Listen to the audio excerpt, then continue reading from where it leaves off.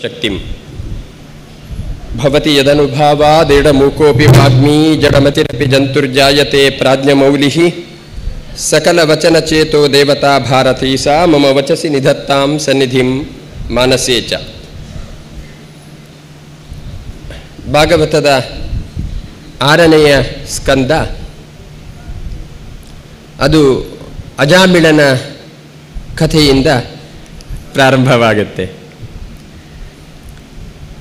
ಮನುಷ್ಯ ಜೀವನದಲ್ಲಿ ತಪ್ಪು ಮಾಡ್ತಾನೆ. ತಪ್ಪು ಮಾಡಿದ್ದಕ್ಕೆ ಆಸ್ತಿಕನೇ ಆಗಿದ್ದರೆ ಪಾಪ ಭಯದಿಂದ ಅಥವಾ ನರಕಾದಿ ಅನರ್ಥಗಳ ಭಯದಿಂದ ಪ್ರಾಯಶ್ಚಿತ್ತಗಳನ್ನು ಮಾಡ್ತಾನೆ. ಆದರೆ ಪ್ರಾಯಶ್ಚಿತ್ತ ಮಾಡಿ ಮತ್ತೆ ತಪ್ಪು ಮಾಡದೇ ಇರುವುದು ಒಂದು.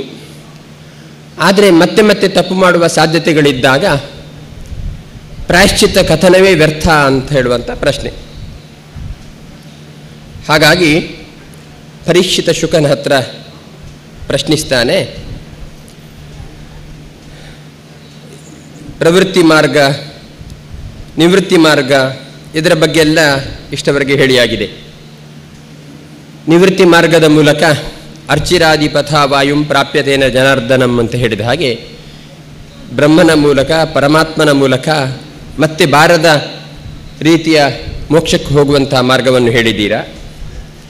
ಪ್ರವೃತ್ತಿ ಮಾರ್ಗದ ಮೂಲಕ ಕಾಮ್ಯಕರ್ಮಗಳ ಜೊತೆಗೆ ಸಾಧನಾನುಷ್ಠಾನಗಳನ್ನು ಮಾಡಿ ಸಿಕ್ಕಿದ ಪುಣ್ಯಗಳಿಂದ ಸ್ವರ್ಗವನ್ನು ಪಡೆದರೂ ಕೂಡ ಕ್ಷೀಣೇ ಪುಣ್ಯೇ ಮರ್ತ್ಯಲೋಕಂ ವಿಶಂತಿ ಅಂತ ಇರೋದರಿಂದ ತಿರುಗಿ ಮತ್ತೆ ಈ ಜಗತ್ತಿಗೆ ಬರಬೇಕಾಗತ್ತೆ.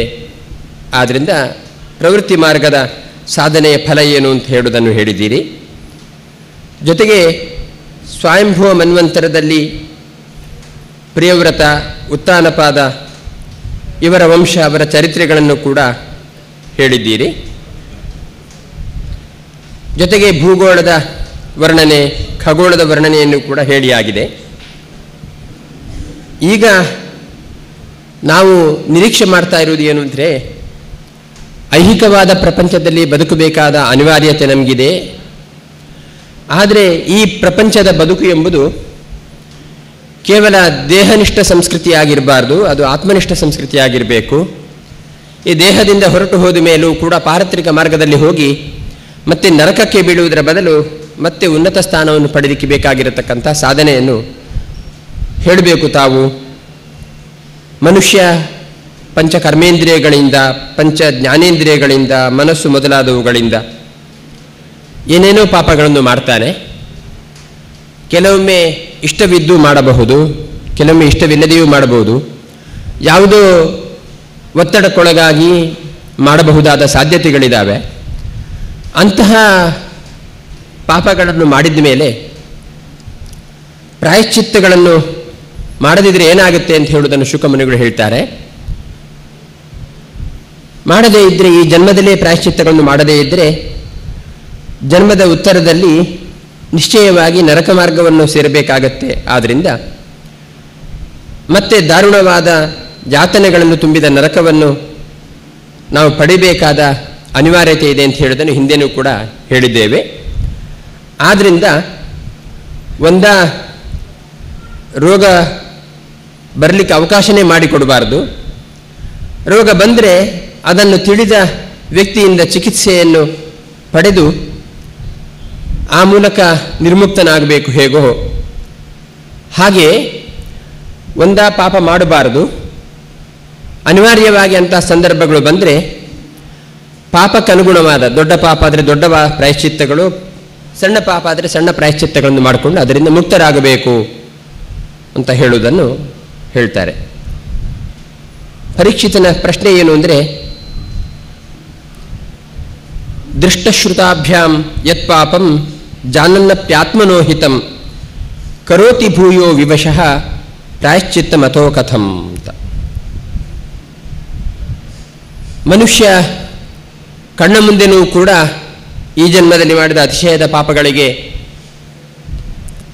ಅನರ್ಥಗಳನ್ನು ಕಾಣಿಸ್ತಾ ಇದ್ದಾನೆ. ತುಂಬ ಪುಣ್ಯ ಮಾಡಿದವರಿಗೆ ತುಂಬ ಉನ್ನತಿಯನ್ನು ಕೂಡ ಕಣ್ಣಿಂದ ನೋಡುವಂತಹ ಸಾಧ್ಯತೆಗಳಿರ್ತವೆ. ಅದೆಷ್ಟೋ ಪಾಪಗಳಿಗೆ ಆಗುವಂಥ ಅನರ್ಥಗಳನ್ನು ಕಣ್ಣಿನಿಂದ ನೋಡಲಿಕ್ಕೆ ಆಗದೇ ಇದ್ದರೂ ಕೂಡ ಯಾವುದೋ ಜನ್ಮಾಂತರದ ಫಲದ ಪ್ರಭಾವದಿಂದ ಅವನು ಮಾಡಿದ ತಪ್ಪಿಗೆ ಆಗಲೇ ಶಿಕ್ಷೆ ಸಿಗದೇ ಇದ್ದರೂ ಕೂಡ ಶ್ರುತಾಭ್ಯಾಂ ಅನೇಕ ಶಾಸ್ತ್ರ ಗ್ರಂಥಗಳಿಂದ ಏನು ಪಾಪಕ್ಕೆ ಏನು ಫಲ ಬರುತ್ತೆ ಅಂತ ಹೇಳಿದ್ದನ್ನು ಕೂಡ ನಾವು ಕೇಳಿದ್ದುಂಟು.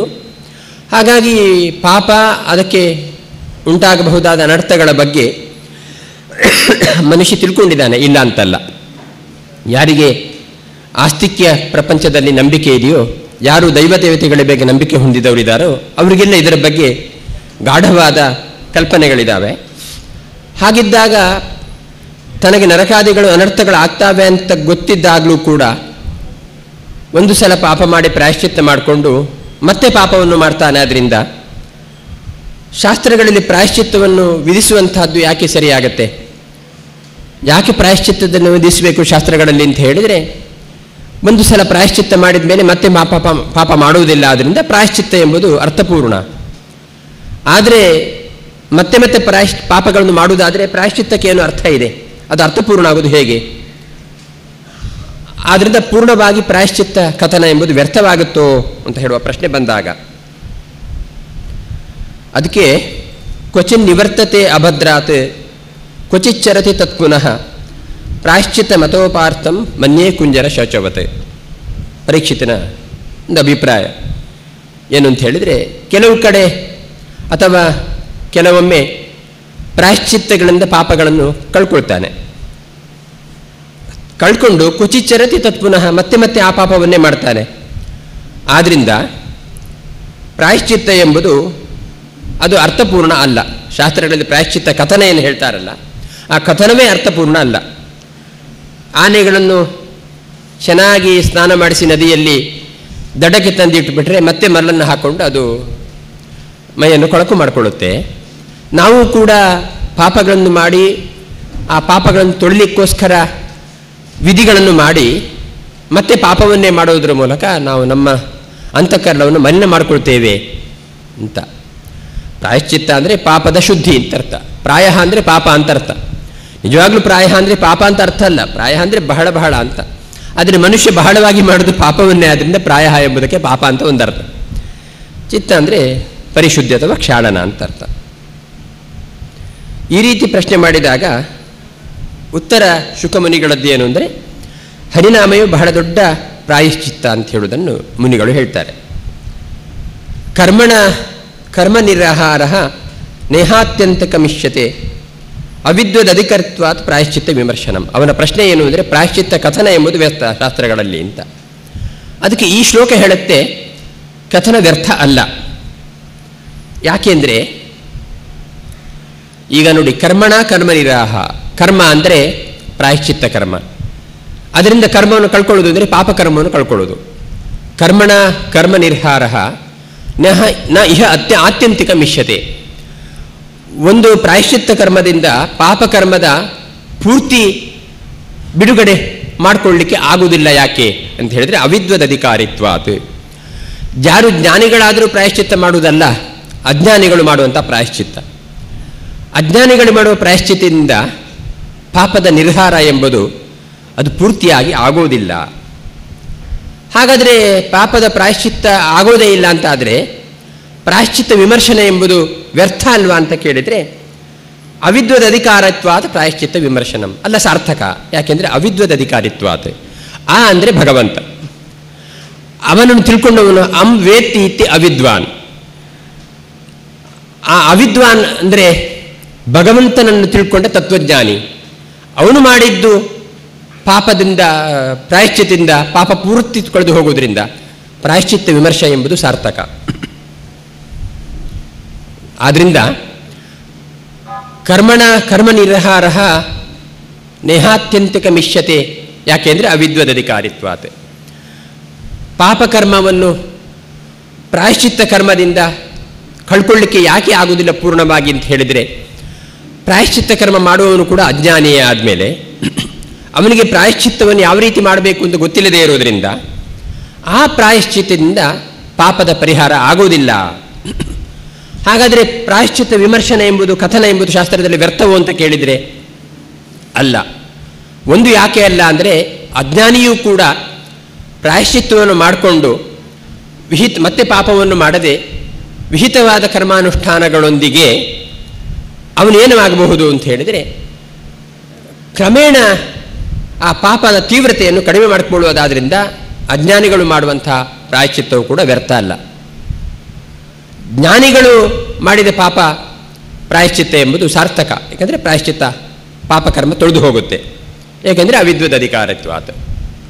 ಅಕಾರ ನಾಮಕನಾದ ಭಗವಂತನ ವಿದ್ವಾನ್ ಯಾರು ಇದ್ದಾನೋ ಅವನು ಪ್ರಾಯಶ್ಚಿತ್ತ ಕರ್ಮ ಮಾಡಲಿಕ್ಕೆ ನಿಜವಾದ ಅಧಿಕಾರಿ ಆದ್ದರಿಂದ ಅವನು ಮಾಡಿದ ಪ್ರಾಯಶ್ಚಿತ್ತದಿಂದ ಪಾಪ ಕರ್ಮದ ಪರಿಹಾರ ಆಗತ್ತಾದ್ರಿಂದ ಪ್ರಾಯಶ್ಚಿತ್ತ ಕಥನ ಎಂಬುದು ವ್ಯರ್ಥ ಅಲ್ಲ. ನಾಶ್ನತ ಪಥ್ಯಮೇವಾನ್ನಂ ವ್ಯಾದಯೋಭಿಭವಂತಿ ಏವಂ ನಿಯಮಕೃದ್ರಾಜನ ಶನೈ ಕ್ಷೇಮಾಯ ಕಲ್ಪತೆ. ಅಜ್ಞಾನಿಗಳು ಪ್ರಾಯಶ್ಚಿತ್ತ ಮಾಡೋದು ವ್ಯರ್ಥ ಅಲ್ಲ. ನಿಷಿದ್ಧ ಕರ್ಮ ಮಾಡದೆ ವಿಹಿತ ಕರ್ಮವನ್ನು ಮಾಡ್ತಾ ಹೋದರೆ, ಮಾಡಿದ ಪಾಪಗಳಿಗೆ ಪ್ರಾಯಶ್ಚಿತ್ತವನ್ನು ಮಾಡ್ತಾ ಹೋದರೆ ಶನೈ ಕ್ಷೇಮಾಯ ಕಲ್ಪತೆ, ನಿಧಾನವಾಗಿ ಆದರೂ ಕೂಡ ಅವನು ಪಾಪದ ಭಾರದಿಂದ ಹೊರಗೆ ಬರಲಿಕ್ಕೆ ಸಾಧ್ಯ ಉಂಟು ಅಂತ ಹೇಳುವುದನ್ನು ಹೇಳುತ್ತೆ. ಮತ್ತು ಇನ್ನು ಕೆಲವರು ಹೇಗೆ ಪ್ರಾಯಶ್ಚಿತ್ತ ಮಾಡಿಕೊಳ್ತಾರೆ ಅಂತ ಹೇಳಿದರೆ, ಅವರು ತಪಸ್ಸಿನಿಂದ, ಬ್ರಹ್ಮಚರ್ಯದಿಂದ, ಭಗವನ್ನಿಷ್ಠ ಬುದ್ಧಿಯಿಂದ, ಇಂದ್ರಿಯ ನಿಗ್ರಹಗಳಿಂದ, ಸತ್ಯಶೌಚಗಳಿಂದ, ಯಮ ನಿಯಮ ಪ್ರಾಣಾಯಾಮಗಳಿಂದ, ಕಾಯಿಕ ಮತ್ತು ಮಾನಸಿಕ ಮತ್ತು ವಾಚಿಕವಾದ ಏನು ಪಾಪಗಳಿದ್ದಾವೋ ಅದನ್ನು ತ್ರಿಕರಣಜನ್ಯವಾದ ಪಾಪವನ್ನು ಅನಾಯಾಸವಾಗಿ ಪರಿಹಾರ ಮಾಡಿಕೊಳ್ತಾರಂತೆ. ಇದಕ್ಕೆ ಉದಾಹರಣೆ ಕೊಡೋದು ಕ್ಷಪೇಂತ್ಯಘಂ ಮಹದಪಿ ವೇಣುಗುಲ್ಮ ಮಿವ ಅನಲಹ ಅಂತ. ದೊಡ್ಡ ಬೆದರಿನ ರಾಶಿ ಏನಿದೆಯೋ ಹಾಗೆ ದೊಡ್ಡ ಪಾಪದ ರಾಶಿ ಇದೆ ಅಂತ ಇಟ್ಕೊಳ್ಳಿ. ಇದನ್ನು ಹೇಗೆ ಕಳ್ಕೊಳ್ಳೋದು? ಬಿದಿರಿನ ಹತ್ತಿರ ಹೋಗುವುದೇ ಅಪಾಯ, ಅದರಷ್ಟು ಮುಳ್ಳುಗಳಿರ್ತವೆ, ಚುಚ್ಚುತ್ತವೆ, ಕಡಿದು ಇನ್ನೂ ಕಷ್ಟ. ಆದರೆ ಆ ಬಿದಿರಿನ ರಾಶಿಗೆ ಯಾವುದೋ ಒಂದು ಸಣ್ಣ ಬೆಂಕಿಯ ಕಣ ಬಿದ್ದರೂ ಕೂಡ ಸಮಗ್ರ ಬಿದಿರಿನ ಸಂತತಿಯೇ ನಾಶ ಆಗಿಬಿಡುತ್ತೆ. ಹೇಗೋ ಹಾಗೆ ಜ್ಞಾನಿಗಳು ತಪಸ್ಸು ಬ್ರಹ್ಮಚರ್ಯ ಆದಿ ಸಾಧನೆಗಳ ಮೂಲಕ ಪ್ರಾಯಶ್ಚಿತ್ತ ಮಾಡಿಕೊಂಡು, ಕಾಮ್ಯಕರ್ಮಗಳ ಮೂಲಕ ಅಲ್ಲ, ಈ ರೀತಿ ಪ್ರಾಯಶ್ಚಿತ್ತ ಮಾಡಿಕೊಂಡು ದೊಡ್ಡ ಪಾಪದ ರಾಶಿಯನ್ನು ಬಹಳ ಸುಲಭವಾಗಿ ಪರಿಹಾರ ಮಾಡಿಕೊಳ್ತಾರೆ ಅಂತ ಹೇಳುವುದನ್ನು ಹೇಳ್ತಾರೆ. ಇನ್ನೂ ಕೆಲವರು ಜ್ಞಾನಿಗಳು ಹೇಗಿರ್ತಾರೆ ಅಂದರೆ, ಕೇಚಿತ್ ಕೇವಲ ಭಕ್ತಿಯ ವಾಸುದೇವ ಪರಾಯಣ ಅಘಂ ದುನ್ವಂತಿ ಕಾರ್ತ್ಸೇನ ನಿಹಾರಮೇವ ಭಾಸ್ಕರ ಅಂತ.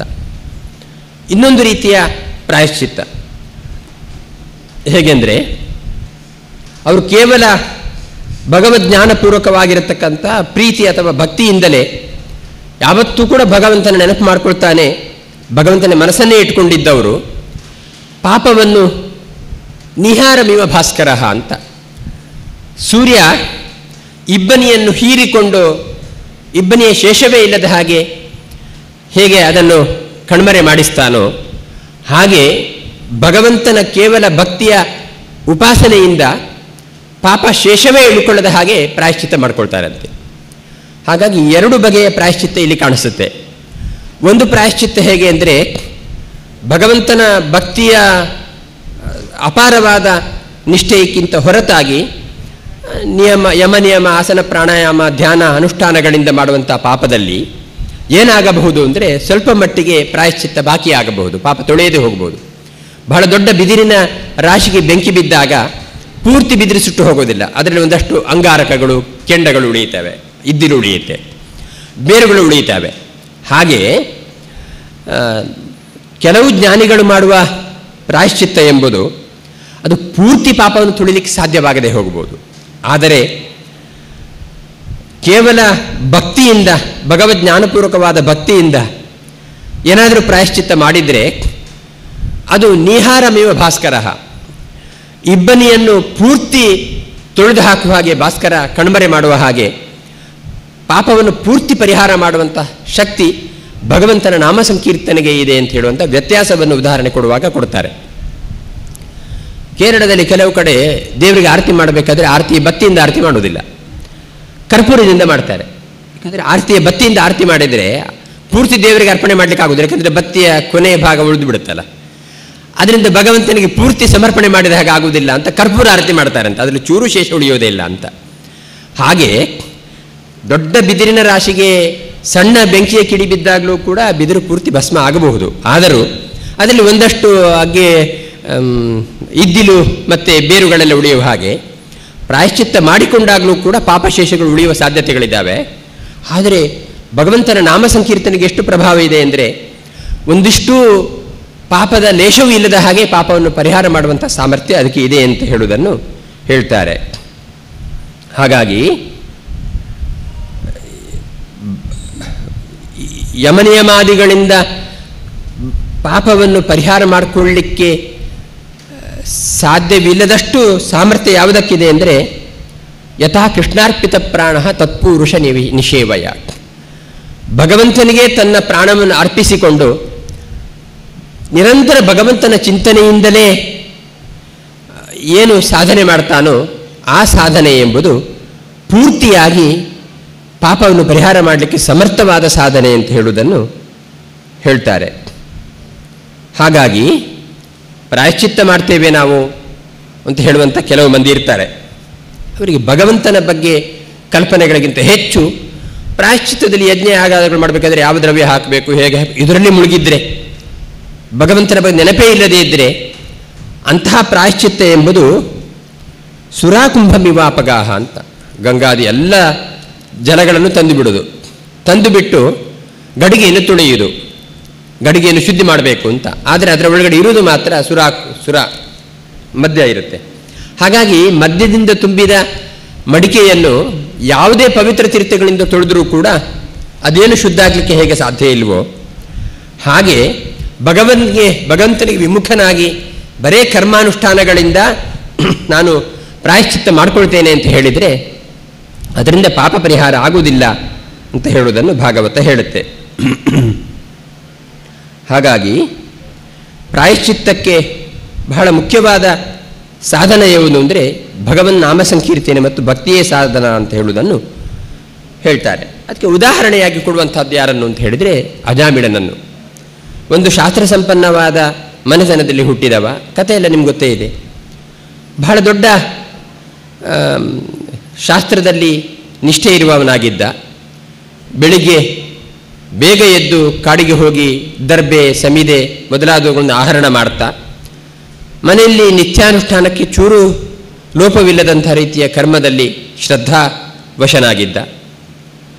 ಜೊತೆಗೇನೆ ಒಂದು ಸುಗುಣಶೀಲವಾದ ಎಳೆಯ ವಯಸ್ಸಿನ ಪತ್ನಿಯನ್ನು ಹೊಂದಿದ್ದ. ಈಗ ಒಂದು ತುಂಬಿದ ಸಂಸಾರವಾಗಿ ಸುಂದರವಾದ ಜೀವನ ಮಾಡ್ತಾ ಇರುವಂಥ ಅಜಾಮಿಳನಿಗೆ ಒಂದು ದಿವಸ ಸಮಿಧಾರಣಕ್ಕೆ ಹೋಗಬೇಕಾದ್ರೆ ಯಾವುದೋ ವೇಶ್ಯೆ ಜೊತೆಗೆ ಯಾವನೊಬ್ಬ ವಿಟಪುರುಷ ಅವನು ವಿಹಾರ ಮಾಡ್ತಾ ಇರುವುದನ್ನು ಕಂಡು ಕ್ಷಣ ಮಾತ್ರದಲ್ಲಿ ಅವನ ಮನಸ್ಸು ಕೆಟ್ಟು ಹೋಯಿತು. ಇದು ಬಹಳ ದೊಡ್ಡ ಅನರ್ಥಕ್ಕೆ ಕಾರಣವಾಯಿತಂತೆ. ಯಾಕೆ ಅಂತ ಹೇಳಿದರೆ, ಮನುಷ್ಯ ಒಂದು ಸಾಧನೆ ಮಾಡಬೇಕಾದ್ರೆ ಅವನಿಗೆ ಒಂದು ಯೋಗ್ಯತೆ ಅಥವಾ ಪರಿಮಿತಿ ಅಂತ ಇರುತ್ತೆ. ಆ ಜೀವಯೋಗ್ಯತೆಗೆ ಮೀರಿದ ಸಾಧನೆ ಮಾಡಿದಾಗ ಭಗವಂತ ಮತ್ತೆ ಆ ಸಾಧನೆಯನ್ನು ಸಮತಟ್ಟುಗೊಳಿಸ್ತಾನೆ ಅಂತ ಹೇಳುವುದು ಏದಮಾನ ದ್ವಿಟ್ ಆಗಿರತಕ್ಕಂಥ ಭಗವಂತನ ಒಂದು ಗುಣ. ಒಂದು ಸಾತ್ವಿಕ ಚೇತನವಾಗಿರತಕ್ಕಂತಹ ಅಜಾಮಿಳ ತುಂಬ ಸಾಧನೆ ಮಾಡಿದವನಾಗಿದ್ದ. ಆದರೆ ಯೋಗ್ಯತೆ ಮೀರಿದ ಸಾಧನೆ, ಒಂದು ಬಲ್ಬಿಗೆ ಎಷ್ಟು ಕೆಪಾಸಿಟಿ ಉಂಟು ಅದಕ್ಕಿಂತ ಹೆಚ್ಚು ವಿದ್ಯುತ್ ಹರಿಸಿದರೆ ಅದು ಬರ್ನ್ ಆಗಿ ಹೋಗುತ್ತೆ. ಹಾಗೆ ಯೋಗ್ಯತೆ ಮೀರಿದ ಸಾಧನೆ ಮಾಡಿದ್ದ ಅವನನ್ನು ಸಾಧನೆಯ ಸಮತಟ್ಟನ್ನು ಮಾಡಲಿಕ್ಕೋಸ್ಕರ ಭಗವಂತ ಒಂದು ಕ್ಷಣದಲ್ಲಿ ಅವನ ಮನಸ್ಸಿನಲ್ಲಿ ವಿಹ್ವಲತೆಯನ್ನುಂಟು ಮಾಡುವುದರ ಮೂಲಕ ಮತ್ತೆ ಅವನು ಕಾಡಿಗೆ ಹೋದವನು ಮತ್ತೆ ವಾಪಸ್ಸು ತಿರುಗಿ ಬರಲಿಲ್ಲ. ಸಚ್ಚಾರಿತ್ರ್ಯ ಕೂಡಿದ ಪತ್ನಿಯನ್ನು ತ್ಯಾಗ ಮಾಡಿದ.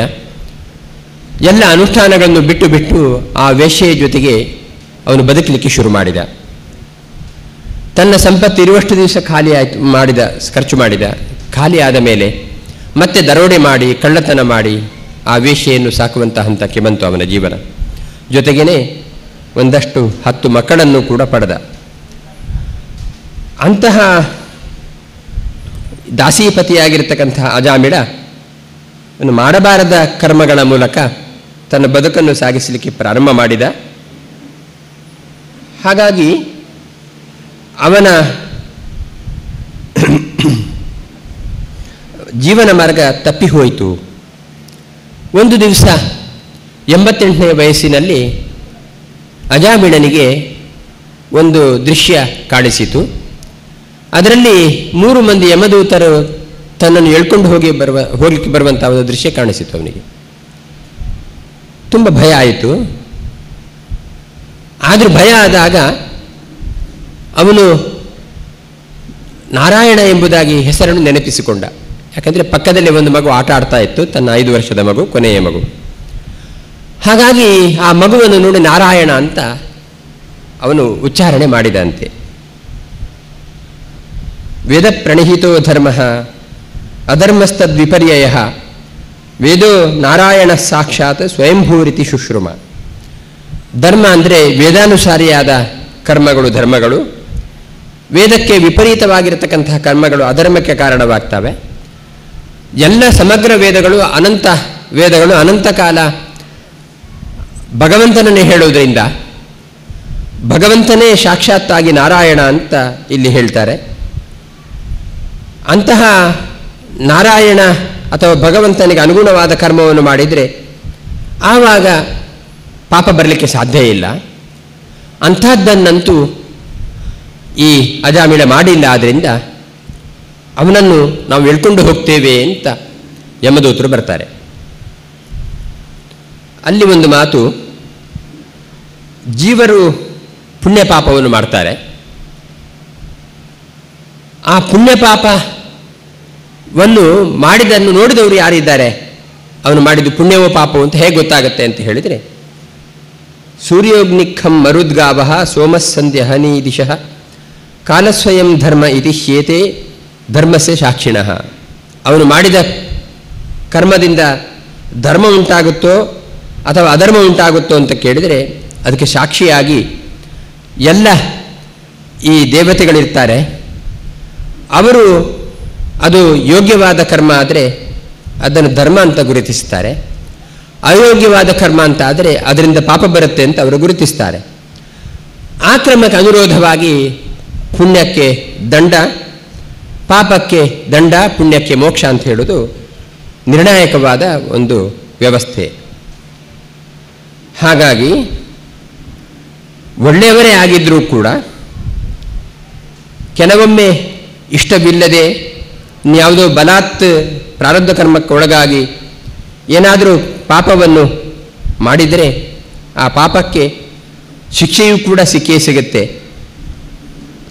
ಆದ್ದರಿಂದ ಈ ಪಾಪಿಗೆ ಶಿಕ್ಷೆ ಕೊಡಬೇಕಾದ ಅನಿವಾರ್ಯತೆ ಇದೆ. ಯಾಕೆಂದರೆ ಅವನು ವೇದ ಪ್ರಣಹಿತವಾದ ಕರ್ಮವನ್ನು ಮಾಡಿದ್ದಲ್ಲ, ಅವನು ಅಧರ್ಮವನ್ನೇ ಮಾಡಿರೋದರಿಂದ ಅವನಿಗೆ ಶಿಕ್ಷೆ ಕೊಡಬೇಕು ಅಂತ ಹೇಳುವ ಕಾರಣಕ್ಕೆ ನಾವು ಇಲ್ಲಿಗೆ ಬಂದಿದ್ದೇವೆ ಅಂತ ಅವರು ಬರ್ತಾರೆ. ಬಂದ ಕ್ಷಣದಲ್ಲಿಯೇ ಅವನು ನಾರಾಯಣ ನಾಮೋಚ್ಚಾರಣೆ ಮಾಡಿದಾಗ ಆಶ್ಚರ್ಯ ಅಂದರೆ ವಿಷ್ಣು ದೂತರು ಬರ್ತಾರಂತೆ, ಸಿದ್ಧ ಪುರುಷರು 4 ಜನ ಬರ್ತಾರಂತೆ. ಕರ್ಕೊಂಡು ಹೋಗ್ಲಿಕ್ಕೆ ಬಂದವರು 3 ಜನ, ತಡಲಿಕ್ಕೆ ಬಂದವರು 4 ಜನ, ಬಚವಾದವ. ಈ ಸಂದರ್ಭದಲ್ಲಿ ಅವರಿಬ್ಬರ ಮಧ್ಯದಲ್ಲಿ ದೀರ್ಘವಾದ ವಾದ ವಿವಾದಗಳು ನಡೀತವೆ. ಕರ್ಕೊಂಡು ಹೋಗ್ಲಿಕ್ಕೆ ಬಂದವರು ಇವನು ತುಂಬ ದೊಡ್ಡ ಪಾಪಿ, ಒಳ್ಳೆಯ ಕುಲಸಂಪನ್ನವಾದ ಮನೆಯಿಂದ ಕುಲಸಂಪನ್ನೆಯಾದ ಹೆಂಡತಿಯನ್ನು ಬಿಟ್ಟು ಹೋಗಿ ವೇಶ್ಯೆಯ ಜೊತೆಗೆ ಜೀವನವನ್ನು ಕಳೆದಿದ್ದಾನೆ.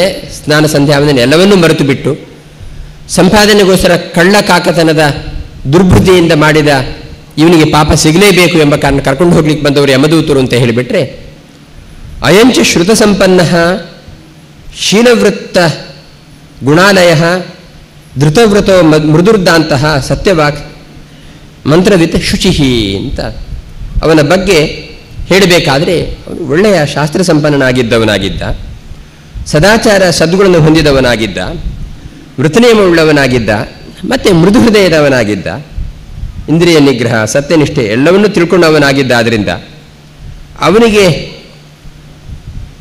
ಇಂತಹ ಪಾಪಕ್ಕೆ ಸಂದರ್ಭಗಳಿಲ್ಲ ಅಂತ ಹೇಳುವಂಥ ಒಂದು ವಿಷ್ಣುದೂತರ ಮಾತು ಕೂಡ ಆ ಸಂದರ್ಭದಲ್ಲಿ ಅವರ ಸಮರ್ಥನೆಗೋಸ್ಕರ ಬಂದೊದಗುತ್ತೆ. ಹಾಗಾಗಿ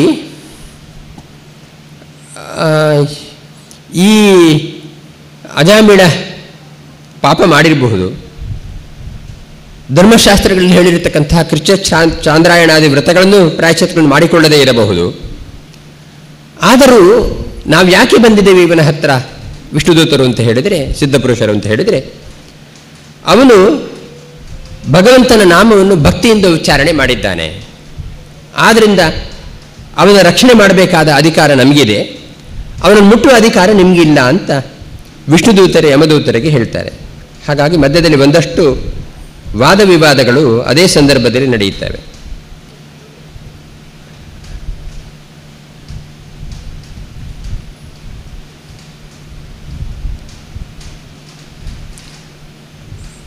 ವಿಷ್ಣುದೂತರು ಹೇಳ್ತಾರೆ, ನೀವು ಯಾಕೆ ಇಲ್ಲಿಗೆ ಬಂದಿದ್ದೀರಾ? ಯಾಕೆಂದರೆ ಇದೊಂದು ವಿಚಿತ್ರವಾದ ಪರಿಸ್ಥಿತಿ. ಧರ್ಮದ ನಿರ್ಣಯ ಮಾಡಲಿಕ್ಕೆ ಅಧರ್ಮದರ್ಶಿಗಳು ಬಂದು ಸಭೆ ಮಾಡ್ತಾ ಇದ್ದೀರಿ. ನೀವು ಧರ್ಮದರ್ಶಿಗಳ ಸಭೆ ಆಗಿಬಿಟ್ರೆ ಧರ್ಮ ನಿರ್ಣಯ ಆಗತ್ತೆ. ಇದು ಅಧರ್ಮದರ್ಶಿಗಳ ಸಭೆಯಲ್ಲಿ ಧರ್ಮ ನಿರ್ಣಯ ಮಾಡುವಂಥ ಒಂದು ವಿಚಿತ್ರವಾದ ಪ್ರಸಂಗ ಒದಗಿ ಬಂದದ್ದಕ್ಕೆ ನಮಗೆ ನೋವಾಗ್ತಾ ಇದೆ ಅಂತ ವಿಷ್ಣುದೂತರು ಹೇಳ್ತಾರೆ.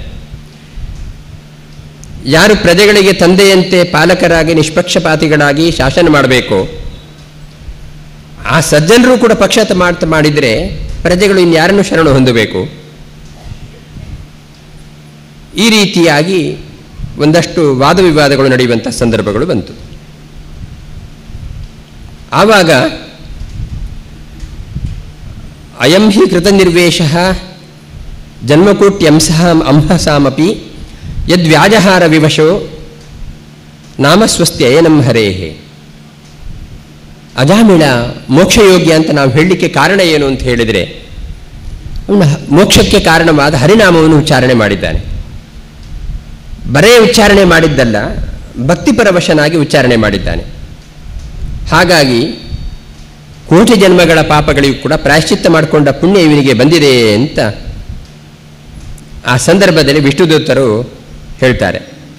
ಅವನು ಯಾವ ನಾಮ ಉಚ್ಚಾರಣೆ ಮಾಡಿದ್ವಿ ಅಂದರೆ ನಾರಾಯಣ ಅಂತ ಹೇಳುವ ನಾಮ ಉಚ್ಚಾರಣೆ ಮಾಡಿದ. ಆ 4 ಅಕ್ಷರದ ನಾರಾಯಣನ ಉಚ್ಚಾರಣೆಯಿಂದಲೂ ಕೂಡ ಎಲ್ಲ ಪಾಪಕ್ಕೂ ಪ್ರಾಯಶ್ಚಿತ್ತ ಮಾಡಿಕೊಂಡ ಹಾಗೆ ಆಯಿತು ಅಂತ ವಿಷ್ಣುದೂತರು ಹೇಳಿದಾಗ ಅವರು ಹೇಳ್ತಾರೆ, ಸ್ಥೇನಃ ಸುರಾಪಹ ಮಿತ್ರದೃಗು. ಅವನು ಮಿತ್ರದ್ರೋಹ ಮಾಡಿದ್ದಾನೆ, ತಂದೆ ತಾಯಿಗಳಿಗೆ ದ್ರೋಹ ಮಾಡಿದ್ದಾನೆ, ಕಳ್ಳತನ ಮಾಡಿದ್ದಾನೆ, ಮದ್ಯಪಾನ ಮಾಡಿದ್ದಾನೆ, ಏನೇನೋ ಮಾಡಬಾರ್ದು ಅನ್ಯಾಯ ಮಾಡಿದ್ದಾನೆ. ಅಂಥವರಿಗೆ ನೀವು ಭಗವನ್ ನಾಮೋಚ್ಚಾರಣೆಯಿಂದಲೇ ಎಲ್ಲ ಫಲ ಬರುತ್ತೆ, ಪಾಪ ಪ್ರಾಯಶ್ಚಿತ್ತ ಆಯಿತು ಅಂತ ಹೇಳಿಬಿಟ್ರೆ ನಾಳೆ ಇದೊಂದು ದೊಡ್ಡ ಶಾಸನ ಆಗಿಬಿಡುತ್ತೆ. ಎಲ್ಲರೂ ಜೀವನಡಿ ತಪ್ಪು ಮಾಡಿ ಕೊನೆಗೆ ನಾರಾಯಣ ನಾಮೋಚ್ಚಾರಣೆ ಮಾಡೋದ್ರಿಂದಲೇ ಪ್ರಾಯಶ್ಚಿತ್ತ ಆಗಿ ಹೋಯಿತು ಅಂತ ಹೇಳುವಂಥ ಒಂದು ಅವ್ಯವಸ್ಥೆಗೆ ಇದೊಂದು ದಾರಿಯಾಗತ್ತೆ ಅಂತ ಒಂದಷ್ಟು ಯಮದೂತರು ಕೂಡ ವಾದವನ್ನು ಮಾಡ್ತಾರೆ. ಆಗ ವಿಷ್ಣುದೂತರು ಹೇಳ್ತಾರೆ, ಇವನನ್ನು ಕೊಂಡು ಹೋಗಬೇಡಿ, ಯಾಕೆಂದರೆ ಇವನ ಪಾಪ ಈಗ ಉಳಿದಿಲ್ಲ, ನಿಶೇಷ ಪಾಪ ಪರಿಹಾರ ಆಗಿದೆ ಅಂತ. ಯಾಕೆಂದರೆ ಭಗವನ್ ನಾಮಗ್ರಹಣ ಮಾಡಿದ್ದಾನೆ, ಅದರಿಂದ ಪರಿಹಾರ ಆಯಿತು.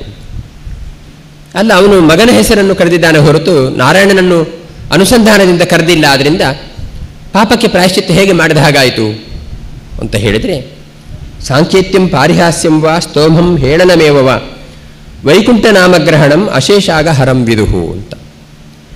ಮಗನ ಹೆಸರು ಸಾಂಕೇತಿಕವಾಗಿ ಮಗನ ಹೆಸರಿಟ್ಟಿದ್ರೂ ಕೂಡ ಅದು ಪಾಪ ಪರಿಹಾರಕ್ಕೆ ಹೇಗೆ ಕಾರಣವಾಗುತ್ತೆ ಅಂತ ಹೇಳಿದರೆ, ಅವನ ಅಂತಃಕರಣ ಎಂಬುದು ಪ್ರಾರಬ್ಧ ಕರ್ಮವಶಾತ್ ಮಲಿನವಾಗಿತ್ತು. ಯಾವಾಗ ನಾರಾಯಣ ಎಂಬುದಾಗಿ ಮಗನನ್ನು ಕರೆದನೋ ಆವಾಗ ಸರ್ವೋತ್ತಮನಾದ ಭಗವಂತನ ನೆನಪು ಅವನಿಗೆ ದೃಢವಾಗಿ ಯಾಕೆ ಆಯಿತು ಅಂದರೆ, ಜನ್ಮಾಂತರದ ಕರ್ಮಗಳ ಫಲದಿಂದ, ಸಾತ್ವಿಕತೆಯ ಫಲದಿಂದ, ಪುಣ್ಯಕರ್ಮಗಳ ಫಲದಿಂದ ಭಗವಂತನ ನಾಮಸ್ಮರಣೆ ಆಯಿತು ಅವನಿಗೆ. ಹಾಗಾಗಿ ಮಲಿನವಾದ ಅಂತಃಕರಣ ಶುದ್ಧವಾಗಿ ಅವನು ಭಗವಂತನನ್ನೇ ಸ್ಮರಿಸಿಕೊಂಡ. ತನ್ನ ಮಗನನ್ನು ನಾರಾಯಣ ಅಂತ ಕರೆದರೂ ಕೂಡ ಆ ಸಂದರ್ಭದಲ್ಲಿ ಅವನಿಗೆ ಸ್ಮರಣೆ ಆದದ್ದು ಕ್ಷಣ ಮಾತ್ರದಲ್ಲಿ ಭಗವಂತನದ್ದೇ. ಆದ್ದರಿಂದ ಭಗವಂತನ ನಾಮೋಚ್ಚಾರಣೆಯ ಫಲವನ್ನೇ ಅವನಿಗೆ ಕೊಡಬೇಕು. ಮಾತ್ರ ಅಲ್ಲ, ಭಗವಂತನ ಹೆಸರನ್ನು ಹೇಗೆ ಉಚ್ಚಾರಣೆ ಮಾಡಿದರೂ ಕೂಡ ಮಗನಿಗೆ ಅದೇ ಹೆಸರನ್ನು ಇಡಬೇಕಾದ್ರೆ ಕಾರಣ ಏನು ಅಂದರೆ, ನಾರಾಯಣ ಸರ್ವಶ್ರೇಷ್ಠ ಅಂತ ಹೇಳುವ ಕಲ್ಪನೆ ಇದ್ದದ್ದಕ್ಕೆ ಅವನು ಭಗವಂತನ ನಾಮೋಚ್ಚಾರಣೆ ಮಾಡಿದನ ಹೊರತು ಭಗವಂತ ಸರ್ವಶ್ರೇಷ್ಠ ಅಂತ ಕಲ್ಪನೆ ಇಲ್ಲದೇ ಇದ್ದರೆ ಅವನು ಮಗನಿಗೆ ಯಾಕೆ ನಾರಾಯಣ ಅಂತ ಹೆಸರಿಡ್ತಾನೆ? ಅಥವಾ ಹಾಸ ಮಾಡ್ತಾನೆ ಅಂತ ಇಟ್ಕೊಳ್ಳಿ, ಭಾಳ ದೊಡ್ಡ ಕ್ಷೀರಸಾಗರ ಭಟ್ರು ಬಂದರು ಅಂತ. ಆ ಕ್ಷೀರಸಾಗರ ಶಯನಾದ ಭಗವಂತ ದೊಡ್ಡವನು ಅಂತ ಗೊತ್ತಿದ್ದದಕ್ಕೆ ತಾನೇ ಒಂದು ಲೋಟ ಹಾಲಿಲ್ಲದವನಿಗೂ ಕೂಡ ಕ್ಷೀರಸಾಗರ ಭಟ್ಟ ಅಂತ ಹೆಸರಿಟ್ಟು ತಮಾಷೆ ಮಾಡೋದು. ಹಾಗಾಗಿ ಗೌರವದ ಹಿನ್ನೆಲೆ ಇದ್ದಾಗಲೇ ಈ ರೀತಿ ಮಾಡೋದು ಹೊರತು ಗೌರವದ ಹಿನ್ನೆಲೆ ಇಲ್ಲದೇ ಇದ್ದಾಗ ಯಾರೂ ಏನೂ ಮಾಡೋದಿಲ್ಲ. ಬಂದರು ಮಧುಸೂದನಾಚಾರ್ಯರು, ಪಾಪ ಒಂದು ಮಕ್ಷಿಕ ಜೇನುಣವನ್ನು ಕೊಲ್ಲಿಕ್ಕೂ ಆಗಲ್ಲ ಪಾಪ ಅವರಿಗೆ. ಆ ಮಧುಸೂದನೆಯಲ್ಲಿ ಇವನೆಯಲ್ಲಿ ಅಂತ ಹೇಳಿ ತಮಾಷೆ ಮಾಡಿದ್ರು ಕೂಡ ಭಗವಂತ ಮಧುಸೂದನ ಅವನು ಮಧುನಾಮಕ ದೈತ್ಯನ್ನು ಸಂಹಾರ ಮಾಡಿದನು ಅಂತ ಹೇಳುವ ದೊಡ್ಡ ಉತ್ತಮ ಕಲ್ಪನೆ ಇದ್ದದ್ದಕ್ಕೆ ಅವನು ಆ ಥರ ಇದ್ದಾನೆ, ನೀನು ಇಲ್ಲ ಅಂತ ಹೇಳಲಿಕ್ಕೆ ಹೇಳ್ತಾನೆ ಅಷ್ಟೇ ಹೊರತು ಅವನಿಗೆ ಭಗವಂತನ ಬಗ್ಗೆ ತಿರಸ್ಕಾರ ಇಲ್ಲ. ಭಗವಂತನ ಮಹಾತ್ಮ ಜ್ಞಾನ ಇದ್ದಕ್ಕೋಸ್ಕರನೇ ಅವನು ಇನ್ನೊಬ್ಬರಿಗೆ ಪಾರಿಹಾಸ್ಯ ಮಾಡ್ತಾನೆ. ಆದ್ದರಿಂದ ಪಾರಿಹಾಸ್ಯ ಮಾಡುವವನಿಗೂ ಕೂಡ ಭಗವಂತ ದೊಡ್ಡವನು ಅಂತ ಕಲ್ಪನೆ ಇರೋದ್ರಿಂದ ಭಗವಂತನ ಸರ್ವೋತ್ಕೃಷ್ಟತೆಯ ಕಲ್ಪನೆಯಿಂದ ಉಚ್ಚಾರಣೆ ಮಾಡಿದ ನಾಮ ಆದ್ದರಿಂದ ಅದು ಪಾಪ ಪರಿಹಾರಕವಾಗತ್ತಾದ್ರಿಂದ ಇವನು ಆ ನಾಮೋಚ್ಚಾರಣೆ ಮಾಡಿದ್ದಾನೆ. ಜೊತೆಗೆ ಭಗವಂತನ ನಾಮೋಚ್ಚಾರಣೆ ಎಂಬುದು ಮಗನ ಹೆಸರಿನಿಂದ ಮಾಡಿದರೂ ಕೂಡ ವಿಷ್ಣುದೂತರು ಬಂದರು ಅಂತ ಹೇಳಿದಾಗ ಭಗವಂತನ ಬಗ್ಗೆ ಇನ್ನೊಂದಷ್ಟು ಗೌರವ ಜಾಸ್ತಿ ಆಗಿ ಹೋಯಿತು ಅವನಿಗೆ. ಅರೆ, ನಾನೊಬ್ಬ ಪತಿತನಾದವನು, ಸ್ಖಲಿತನಾದವನು, ಮಾಡಬಾರದ ಅನ್ಯಾಯ ಮಾಡಿದ ಒಬ್ಬ ಸಾಮಾನ್ಯ ನಿಕೃಷ್ಟ ವ್ಯಕ್ತಿಯಾದ ನಾನು ತನ್ನ ಮಗ ಹತ್ತಿರದಲ್ಲಿ ಕಂಡ ಎಂಬ ಕಾರಣಕ್ಕೆ ಉಚ್ಚಾರಣೆ ಮಾಡಿದ ಫಲವಾಗಿ ಇಷ್ಟೊಂದು ದೊಡ್ಡ ವಿಷ್ಣುದೂತರು ಬಂದು ನನಗೆ ಅನುಗ್ರಹ ಮಾಡ್ತಾರೆ ಅಂದರೆ ಭಗವಂತನ ಕರುಣಾಮಯವಾದ ವ್ಯಕ್ತಿತ್ವ ಎಂಥದ್ದು ಅಂತ ಹೇಳುವಂಥ ಅಪಾರವಾದ ಗೌರವದಿಂದ ಮತ್ತೊಂದಷ್ಟು ಸಾಧನೆ ಮಾಡಬೇಕು ಅಂತ ಅವನು ಮುಂದೆ ಹೋಗ್ತಾನೆ. ಅಂದರೆ ಅವನ ಹೃದಯ ಎಂಬುದು, ಅಂತಃಕರಣ ಎಂಬುದು ಮಾಲಿನ್ಯವನ್ನು ಕಳ್ಕೊಂಡು ಪರಿಶುದ್ಧವಾಗಿ ಬಿಟ್ಟಿದೆ. ಆದ್ದರಿಂದಲೇ ಅವನು ನಾಮೋಚ್ಚಾರಣೆ ಮಾಡಿದ್ದು. ಆದ್ದರಿಂದ ಆ ನಾಮೋಚ್ಚಾರಣೆಗೆ ಪ್ರಾಯಶ್ಚಿತ್ತದ ಫಲ ಉಂಟಾದ್ದರಿಂದ ಅವನು ಪ್ರಾಯಶ್ಚಿತ್ತ ಮಾಡ್ಕೊಂಡಿದ್ದಾನೆ. ಆದ್ದರಿಂದ ಅವನನ್ನು ಮುಟ್ಟಲೇಬಾರದು ಅಂತ ಹೇಳುವಂಥ ಪರಿಸ್ಥಿತಿ ಆಗ ಬರುತ್ತೆ. ಆದ್ದರಿಂದ ವಿಷ್ಣುದೂತರು ಅವನು ಮುಟ್ಲಿಕ್ಕೆ ಬಿಡೋದೇ ಇಲ್ಲ. ಹೀಗೆ ವಿಷ್ಣುದೂತರ ಮತ್ತು ಯಮದೂತರ ಮಧ್ಯದಲ್ಲಿ ವಾದಗಳು ನಡೆದು ಅವರು ಅವನನ್ನು ಮುಟ್ಟದೇನೆ ತಿರುಗಿ ಹೋಗ್ತಾರೆ. ಹೋಗುವಾಗ ಏನು ಆಗುತ್ತೆ ಅಂದರೆ ಯಮನ ಹತ್ರ ಹೋಗಿ ಅಲ್ಲಿ ಗಲಾಟೆ ಮಾಡ್ತಾರೆ, ಸುಮ್ಮನೆ ಇರೋದಿಲ್ಲ. ಏನು ಹೇಳ್ತಾರೆ ಅಂತ ಹೇಳಿದರೆ, ಯಮನ ಹತ್ರ ಹೋಗಿ ಈ ಪಾಪ ಪ್ರಾಯಶ್ಚಿತ್ತ ಅದು ಇದು ಅಂತೆಲ್ಲ ಇರುತ್ತಲ್ಲ, ಅದನ್ನೆಲ್ಲ ನಿಯಮನ ಮಾಡಲಿಕ್ಕೆ ಒಬ್ಬರು ಇರ್ತಾರಲ್ಲ, ಒಬ್ಬರೇ ಇರಬೇಕು. ಅವರು ಶಾಸಕರು ಅನೇಕ ಮಂದಿ ಇರಬಾರ್ದು. ಒಂದಿಷ್ಟು ವ್ಯಾಪ್ತಿಗೆ ಒಬ್ಬರೇ ಶಾಸಕರು ಅಂತ ಇರಬೇಕು. ಬಟ್ ಎಲ್ಲರೂ ಅಲ್ಲಿಗೆ ಬಂದು ಓಡಿ ಬಂದು ಏನೇನೋ ಮಾಡಿಬಿಟ್ರೆ ವ್ಯವಸ್ಥೆ ಹಾಳಾಗಿ ಹೋಗುತ್ತಾದ್ರಿಂದ ಶಾಸನ ಮಾಡುವವರು ಅವರು ಅನೇಕ ಮಂದಿ ಇರಬಾರ್ದು. ಇಲ್ಲಿ ಏನಾಗಿದೆ ಅಂದರೆ, ಯಮ ನೀನು ಶಾಸನ ಮಾಡುವವನಿದ್ದೀಯಾ, ನೀನು ಯಾರ್ಯಾರಿಗೆ ಯಾವ್ಯಾವ ಪಾಪಕ್ಕೆ ಏನೇನು ಪರಿಹಾರ ಅಂತ ಹೇಳುವುದನ್ನು ಹೇಳುವ ನೀನಿದ್ದೀಯಾ, ನೀನು ಶಾಸಕ ಹೊರತು ಇನ್ಯಾರೋ ವಿಷ್ಣುದೂತರಂತೆ ಅವರು ಬಂದು 3 ಜನ ಬಂದು 4 ಜನ ಬಂದು ಅವರು ಹೇಳ್ತಾರೆ ನೀನು ಈ ಥರ ಮಾಡುವ ಹಾಗಿಲ್ಲ ಅಂತ. ಹಾಗಾದರೆ ನೀನು ಶಾಸಕನ ವಿಷ್ಣು ಶಾಸಕನ ನಮಗೆ ತೀರ್ಮಾನ ಆಗಬೇಕು ಅಂತ ಯಮನ ಹತ್ರ ಗಲಾಟೆ ಮಾಡಿಬಿಡ್ತಾರೆ. ಈ ರೀತಿ ಮಾಡಿಬಿಟ್ರೆ ಬಹಳ ತಪ್ಪಾಗುತ್ತೆ, ನಮಗೆ ಕೆಲಸ ಇಲ್ಲ ಅಂತಾಗುತ್ತೆ. ನಾವು ಏನೋ ಪಾಪ ಮಾಡಿದ್ದಕ್ಕೆ ಪರಿಹಾರ ಶಿಕ್ಷೆ ಕೊಡಬೇಕು ಅಂತ ಹೋಗ್ತಾ ಇದ್ದಾಗ ಇನ್ಯಾರು ಅಡ್ಡ ಬಂದುಬಿಟ್ರೆ ನಮಗೆ ಶಾಸನ ಮಾಡಲಿಕ್ಕೆ ಆಗೋದಿಲ್ಲ. ಆದ್ದರಿಂದ ಯಮ ನೀನೇ ಇದಕ್ಕೆ ನ್ಯಾಯ ಕೊಡಬೇಕು, ತೀರ್ಮಾನ ಕೊಡಬೇಕು ಅಂತ ಅಲ್ಲಿ ಹೋಗಿ ಸ್ವಲ್ಪ ಗಲಾಟೆ ಮಾಡ್ತಾರೆ ಯಮನ ಹತ್ರ, ಬಾಸ್ ಹತ್ರ. ಅದಕ್ಕೆ ಯಮ ಅವನು ಧರ್ಮರಾಜ ತಾನೆ, ಆ ಯಮನಿಗೂ ಗುರುವಾದವನು ಭಗವಂತನೇ. ಆದ್ದರಿಂದ ಅವನು ಹೇಳ್ತಾನೆ, ಅಲ್ಲ ನಾನು ಹೇಳೋದು ಸರಿ, ನೀವು ನಿಮ್ಮ ಕೆಲಸ ಹೌದದು, ಆದರೆ ಆ ಕೆಲಸಕ್ಕೆ ಕೆಲವು ಕಡೆ ಎಕ್ಸೆಪ್ಷನ್ಗಳಿರ್ತವೆ, ಅಪವಾದಗಳಿರ್ತವೆ. ನೀವು ಎಲ್ಲ ಕಡೆ ಹೋಗಿ ಒಂದೇ ನಿಯಮವನ್ನು ಜಾರಿ ಮಾಡಲಿಕ್ಕೆ ಹೋಗಬೇಡಿ. ಉದಾಹರಣೆಗೆ ಒಬ್ಬ ಕಳ್ಳ ನೋ ಎಂಟ್ರಿ ಬೋರ್ಡ್ ಇರುವಲ್ಲಿ ಒಂದು ಬೈಕನ್ನು ಹಿಡ್ಕೊಂಡು ಹೋಗ್ತಾ ಇರ್ತಾರೆ ಅಂತ ಇಟ್ಕೊಳ್ಳಿ. ಪೊಲೀಸು ಅಯ್ಯೋ ಇದು ನೋ ಎಂಟ್ರಿ ಅಂತ ಹೋಗದೇ ಇದ್ದರೆ ಅವನು ಹಿಡಲಿಕ್ಕಾಗತ್ತಾ? ಅಯ್ಯೋ ಇಲ್ಲಿ ಹೋಗಬಾರದು ಅಂತ ಆ ಕಡೆ ಹೋಗಿಬಿಟ್ರೆ ಅವನು ಹಿಡಲಿಕ್ಕೆ ಆಗೋದಿಲ್ಲ. ಅಥವಾ ಒಂದು ಕಡೆ ಸ್ಪೀಡ್ ಲಿಮಿಟ್ 80 ಕಿಲೋಮೀಟರ್ ಅಂತಿದೆ, ಕಳ್ಳ 100 ಕಿಲೋಮೀಟರ್ ಫಾಸ್ಟಲ್ಲಿ ಬೈಕಲ್ಲಿ ಹೋಗ್ತಿದ್ದಾನೆ, ಪೊಲೀಸ್ 80 ಕಿಲೋಮೀಟರ್ ಹೋಗ್ತಾ ಇದ್ರೆ ಕಳ್ಳ ಇಲ್ಲಿ ಹೋಗಿಬಿಡ್ತಾನೆ. ಹಾಗಾಗಿ ನಿಯಮ ಎಲ್ಲ ಕಡೆ ಒಂದೇ ರೀತಿ ಅಂತ ಇರುವುದಿಲ್ಲ.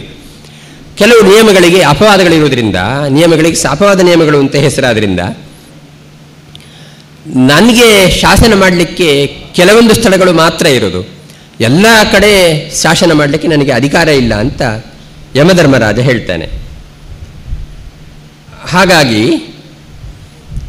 ಯಾರು ಭಗವದ್ಭಕ್ತರೋ, ಯಾರು ವಿಷ್ಣು ಸರ್ವೋತ್ತಮ ಅಂತ ಅಂದ್ಕೊಂಡಿರ್ತಾರೋ ಅಂಥವರ ಮೇಲೆ ನಾವು ಅಧಿಕಾರವನ್ನು ಚಲಾವಣೆ ಮಾಡಲಿಕ್ಕೆ ಹೋಗಬಾರದು ಅಂತ ಯಮನ ದೂತರಿಗೆ ಯಮ ಕೊಡತಕ್ಕಂಥ ಉಪದೇಶ. ಹಾಗಾಗಿ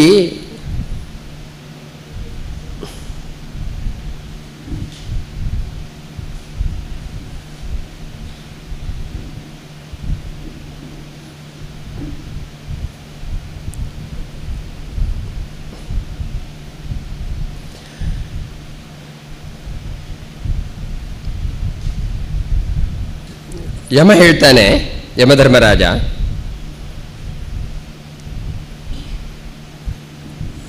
ಎಲ್ಲರಿಗೂ ಕೂಡ ಅವರವರ ಯೋಗ್ಯತಾನುಸಾರವಾಗಿರತಕ್ಕಂತಹ ಭಗವಂತನ ಸನ್ನಿಧಾನ ಎಲ್ಲರಲ್ಲಿಯೂ ಕೂಡ ಇರುತ್ತೆ. ಹಾಗಾಗಿ ಅವರ ಯೋಗ್ಯತೆ ಅನುಗುಣವಾಗಿ ಭಗವಂತನ ಸನ್ನಿಧಾನವನ್ನು ತಿಳ್ಕೊಂಡು ಎಲ್ಲರೂ ಕೂಡ ಭಗವಂತನನ್ನು ಹಾಡಿ ಹೊಗಳ್ತಾರೆ. ಯಾರು ಭಗವಂತನ ಮಹಾತ್ಮೆಯನ್ನು ತಿಳ್ಕೊಂಡು ಹಾಡಿ ಹೊಗಳ್ತಾರೋ ಅಂತಹ ಸಜ್ಜನರ ಬಳಿಗೆ ನೀವು ಹೋಗುವ ಹಾಗಿಲ್ಲ ಅಂತ. ಯಾಕೆಂದರೆ ಅವರಿಗೆ ಶ್ರೀಹರಿಯಿಂದ ರಕ್ಷಣೆ ಇರುತ್ತೆ. ಹಾಗಾಗಿ ಯಾರ ಹತ್ರ ಇಮ್ಯುನಿಟಿ ಇರುವುದಿಲ್ವೋ ಅವರಿಗೆ ಮಾತ್ರ ನೀವು ಅಟ್ಯಾಕ್ ಮಾಡಬೇಕು. ರೋಗ ಯಾರ ಹತ್ರ ಇಮ್ಯುನಿಟಿ ಇದೆ ಅವ್ರ ಹತ್ರ ಅವರಿಗೆ ಅಟ್ಯಾಕ್ ಮಾಡಲಿಕ್ಕೆ ಹೋಗಬೇಡಿ ಅಂತ ಹೇಳ್ತಾನೆ. ಆ ಇಮ್ಯುನಿಟಿ ಪವರ್ ಯಾರು ಅಂದರೆ ಶ್ರೀಹರಿ ಅಥವಾ ಶ್ರೀಹರಿಯ ನಾಮದೇವ ಸಂಕೀರ್ತನೆ ಎಂಬುದು. ಹಾಗಾಗಿ ಅದು ಸ್ವಲ್ಪ ವೀಕ್ ಆಗಿಬಿಟ್ರೆ ಅಟ್ಯಾಕ್ ಮಾಡ್ಬೋದು, ಅದು ಗಟ್ಟಿಯಾಗಿಟ್ಬಿಟ್ರೆ ನೀವು ಅಟ್ಯಾಕ್ ಮಾಡೋ ಹಾಗಿಲ್ಲ ಆ ರೋಗಿಗಳನ್ನು. ತಾನ್ ಆನಯಧ್ವಂ ಅಸತೌ ವಿಮುಖಾನ್ ಮುಕುಂದ ಪಾದಾರವಂದ ಮಕರಂದ ರಸಾದಜಸ್ರಂ ನಿಷ್ಕಿಂಚನೈ ಪರಮಹಂಸಕುಲೈ ರಸಜ್ಞೈ ಜುಷ್ಟಾನುಗೃಹೇ ನಿರೇವರ್ತ್ಮನೆ ಬದ್ಧತೃಷ್ಣಾನ್. ಮುಕುಂದನ ಪಾದಾರವಿಂದಗಳ ಮಕರಂದವನ್ನು ಹೀರಲಿಕ್ಕೆ ಯಾರಿಗೆ ಆಸಕ್ತಿ ಇದೆಯೋ ಅವರ ಸುದ್ದಿಗೆ ಹೋಗಬಾರದು ಅಂತ. ಆ ಆಸಕ್ತಿ, ಆ ಸಾಧ್ಯತೆಗಳು ಈ ಅಜಾಮಿಳನಿಗೆ ಬಂದದ್ದು ಅವನ ಭಾಗ್ಯ. ಒಬ್ಬ ಹೇಳ್ತಾನೆ, ಕೃಷ್ಣ ತ್ವದೀಯ ಪದಪಂಕಜ ಪಂಜರಾಂತೆ ಅದ್ದೀವ ಮೇ ವಿಶತು ಮಾನಸ ರಾಜಹಂಸಃ ಪ್ರಾಣಪ್ರಯಾಣ ಸಪೈಹಿ ಕಫವಾತಪಿತ್ತೈಹಿ ಕಂಠಾವರೋಧನವಿದೋ ಸ್ಮರಣಂ ಕುತಸ್ತೆ ಅಂತ. ಈಗ ಸ್ವಲ್ಪ ಗಟ್ಟಿ ಇದ್ದೇನಲ್ಲ, ಇವಾಗಲೇ ನನ್ನ ಪಂಕಜಗಳೆಂಬ ಪಂಜರಗಳಲ್ಲಿ ನನ್ನ ಮನಸ್ಸೆಂಬ ರಾಜಹಂಸ ಸೇರ್ಕೊಂಡು ಬಿಡಬೇಕು. ಯಾಕೆಂದರೆ ಈಗ ಬೇಕಾದಷ್ಟು ಮಾಡಬೇಕಾದ ಗಮ್ಮತ್ತನ್ನು ಮಾಡಿಬಿಟ್ಟು ಹೇಗಿದ್ದರೂ ಕೊನೆಯ ಗಳಿಗೆ ಇರುತ್ತಲ್ಲ, ನಾರಾಯಣ ಸ್ಮರಣೆ ಮಾಡಿಬಿಟ್ರೆ ಸ್ವರ್ಗಕ್ಕೆ ಸೀದಾ ಹೋಗ್ಬಿಡ್ಬೋದು ಮೋಕ್ಷಕ್ಕೆ ಅಂತ ಹೇಳಿ ಕಾಯಬೇಡಿ. ಯಾಕೆಂದರೆ ಪ್ರಾಣಪ್ರಯಾಣ ಸಮಯೇ ಕಫವಾತ ಪಿತ್ತೈಹಿ ಕಂಠಾವರೋಧನ ವಿಧೌ. ಕಫವಾತ ಪಿತ್ತಗಳಿಂದ ಬಾಯಲ್ಲಿ ಸ್ವರಣೆ ಬರದ ಸಂದರ್ಭದಲ್ಲಿ ಭಗವಂತನ ನಾಮಸ್ಮರಣೆ ಮಾಡಲಿಕ್ಕೆ ಶಕ್ತಿಯೇ ಇರೋದಿಲ್ಲ. ನೆನಪಾದರೆ ಡಾಕ್ಟ್ರದ್ದು ನೆನಪಾಗತ್ತೆ, ಮತ್ತೆ ಭಗವಂತ ನೆನಪೇ ಆಗುವುದಿಲ್ಲ. ನೆನಪಾದರೆ ತಾನೇ ಸ್ಮರಣ ಮಾಡೋದು. ಹಾಗೆಲ್ಲ ನೀವು ಕೊನೆಗಳಿಗೆ ಕಾಯಬೇಡಿ ಅಂತ ಒಬ್ಬ ಕವಿ ಹೇಳ್ತಾನೆ. ಹಾಗಾಗಿ ನಿಷ್ಕಿಂಚನೈಹಿ, ಜ್ಞಾನಿಗಳಿಗೆ ಸಂಪತ್ತು ಯಾವುದು ಅಂದರೆ ಬಾಹ್ಯವಾದ ಸಂಪತ್ತೇ ಅಲ್ಲದೇ ಇರುವುದರಿಂದ, ಏನೂ ಇಲ್ಲದೇ ಇರುವವರು, ಜ್ಞಾನ ಬಿಟ್ಟರೆ ಏನೂ ಇಲ್ಲದೇ ಇರುವವರು, ಅವ್ರಿಗೆ ಏನು ಬೇಕು ಅಂದರೆ ಭಗವಂತ ಮಾತ್ರ ಬೇಕಾಗಿರೋದು. ಅಂತಹ ಪರಮಹಂಸರಾಗಿರತಕ್ಕಂತಹ ಜ್ಞಾನಿಗಳು ಏನು ಮಾಡ್ತಾರೆ ಅಂತ ಹೇಳಿದರೆ, ಭಗವಂತನ ಸ್ಮರಣೆ ಮಾಡ್ತಾ ಇರ್ತಾರಲ್ಲ, ಅವರಿಂದ ಏನಾದರೂ ಹೆಚ್ಚು ಕಡಿಮೆ ಆಗಿಬಿಟ್ರೆ ನೀವು ಅವರನ್ನು ಮುಟ್ಲಿಕ್ಕೆ ಹೋಗಬೇಡಿ. ಮತ್ತು ಯಾರನ್ನು ಮುಟ್ಲಿಕ್ಕೆ ಹೋಗಬೇಕು ಅಂದರೆ ಭಗವದ್ವೇಷಗಳನ್ನು ಮಾತ್ರ ಮುಟ್ಲಿಕ್ಕೆ ಹೋಗಿ. ಎಂಥವರು ಅಂತ ಹೇಳಿದರೆ, ಜಿಹ್ವಾನ ಭಕ್ತಿ ಭಗವದ್ಗುಣ ನಾಮಧೇಯಂ ಚೇತಶ್ಚ ನ ಸ್ಮರತಿ ಯಚ್ಚರಣಾರವಿಂದಂ ಕೃಷ್ಣಾಯನೋ ನಮತಿ ಯಚ್ಚಿರ ಏಕದಾಪಿ ತಾನಾನಯಧ್ವಂ ಅಸತು ಅಕೃತ ವಿಷ್ಣು ಕೃತ್ಯಾನ್ ಅಂತ ಹೇಳ್ತಾನೆ. ಒಂದು ಯಮನ ಉಪದೇಶ. ಐಡೆಂಟಿಫಿಕೇಶನ್ ಏನು ಅಂತ ಹೇಳಿದರೆ, ನೀವು ತರಬೇಕಾದ ವ್ಯಕ್ತಿಯ ಗುರುತು ಹಿಡಿಯುವುದು ಹೇಗೆ ಅಂದರೆ, ಯಾರ ನಾಲಿಗೆ ಯಾವತ್ತೂ ಕೂಡ ಭಗವಂತನ ಉಚ್ಚಾರಣೆ ಮಾಡಿಯೇ ಇಲ್ವೋ, ಭಗವಂತನ ನಾಮೋಚ್ಚಾರಣೆ ಯಾವ ನಾಲಿಗೆಯಿಂದ ಬಂದೇ ಇಲ್ವೋ, ಯಾರ ಮನಸ್ಸು ಯಾವತ್ತೂ ಕೂಡ ಭಗವಂತನ ಸ್ಮರಣೆ ಮಾಡೋದೇ ಇಲ್ವೋ, ಯಾರ ತಲೆ ಯಾವತ್ತೂ ಕೂಡ ಭಗವಂತನಿಗೋಸ್ಕರ ಭಗವದ್ಭಕ್ತರಿಗೋಸ್ಕರ ಬಾಗಿದ್ದೇ ಇಲ್ವೋ, ಅಂತಹ ಅಕೃತ ವಿಷ್ಣು ಕೃತ್ಯಾನ್, ವಿಷ್ಣುವಿನ ಪರವಾದ ಅನುಷ್ಠಾನಗಳು, ಅವನ ಪರವಾದ ಪೂಜೆಗಳು, ಅವನ ಪರವಾದ ಧ್ಯಾನಗಳು, ಅನುಷ್ಠಾನಗಳು ಯಾರು ಮಾಡೋದೇ ಇಲ್ವೋ ಅಂಥವ್ರನ್ನ ಇಲ್ಲಿಗೆ ತಂದುಬಿಡಿ, ಎಲ್ಲಿಗೆ ಯಾವ ಗೊಂದಲವೂ ಬೇಡ, ಸೀದಾ ನನ್ನ ಹತ್ರವೇ ತಂದುಬಿಡಿ ಅಂತ ಹೇಳ್ತಾನೆ. ಹಾಗಾಗಿ ಶ್ರೀಕೃಷ್ಣನ ಪಾದಕಮಲಗಳಲ್ಲಿ ದುಂಬಿ ಅಂತಿರುವ ಸಜ್ಜನರು, ಅವರು ಪಾಪ ಕಾರ್ಯಗಳಲ್ಲಿ ಆಸಕ್ತರಾಗೋದಿಲ್ಲ. ಏನು ಆಗಿದ್ದಾರೆ ಅಂತ ಇಟ್ಕೊಳ್ಳಿ, ಯಾವುದು ಪ್ರಾರಬ್ಧ ಕರ್ಮದ ಫಲವೇ ಬಲಾತ್ ಮಾಡಿರ್ತಾರೆ ಹೊರತು ಇಚ್ಛಾಪೂರ್ವಕವಾಗಿ ಮಾಡಿರುವುದಿಲ್ಲ. ಅಥವಾ ಯಾವುದೋ ಅಧಿಕವಾದ ಪುಣ್ಯ ಸಂಪಾದನೆ ಮಾಡಿರ್ತಾರೆ, ಅದನ್ನು ತೊಳ್ಕೊಳ್ಳಿಕ್ಕೋಸ್ಕರ ಅಲ್ಲ, ಅದನ್ನು ಪುಣ್ಯವನ್ನು ಕಳ್ಕೊಳ್ಳಿಕ್ಕೋಸ್ಕರ ಇಂತಹ ಪಾಪಗಳನ್ನು ಮಾಡ್ತಾರೆ. ಆದ್ದರಿಂದ ಅವರ ಧ್ಯೇಯ ಆ ಥರ ಇರೋದಿಲ್ಲ. ಆದ್ದರಿಂದ ಬಲಾತ್ಯೇನೋ ಅವರಿಂದ ಅಂಥದ್ದಾಗಿರುತ್ತೆ. ಆದ್ದರಿಂದ ತಸ್ಮಾತ್ ಸಂಕೀರ್ತನಂ ವಿಷ್ಣೋ ಜಗನ್ಮನ್ಮಲ ಮಂಗಲಂ ಅಂಬಸಾಂ ಮಹತಾಮಪಿ ಕೌರವ್ಯ ವಿದ್ಯೇಕಾಂತ ವಿನಿಷ್ಕೃತಂ.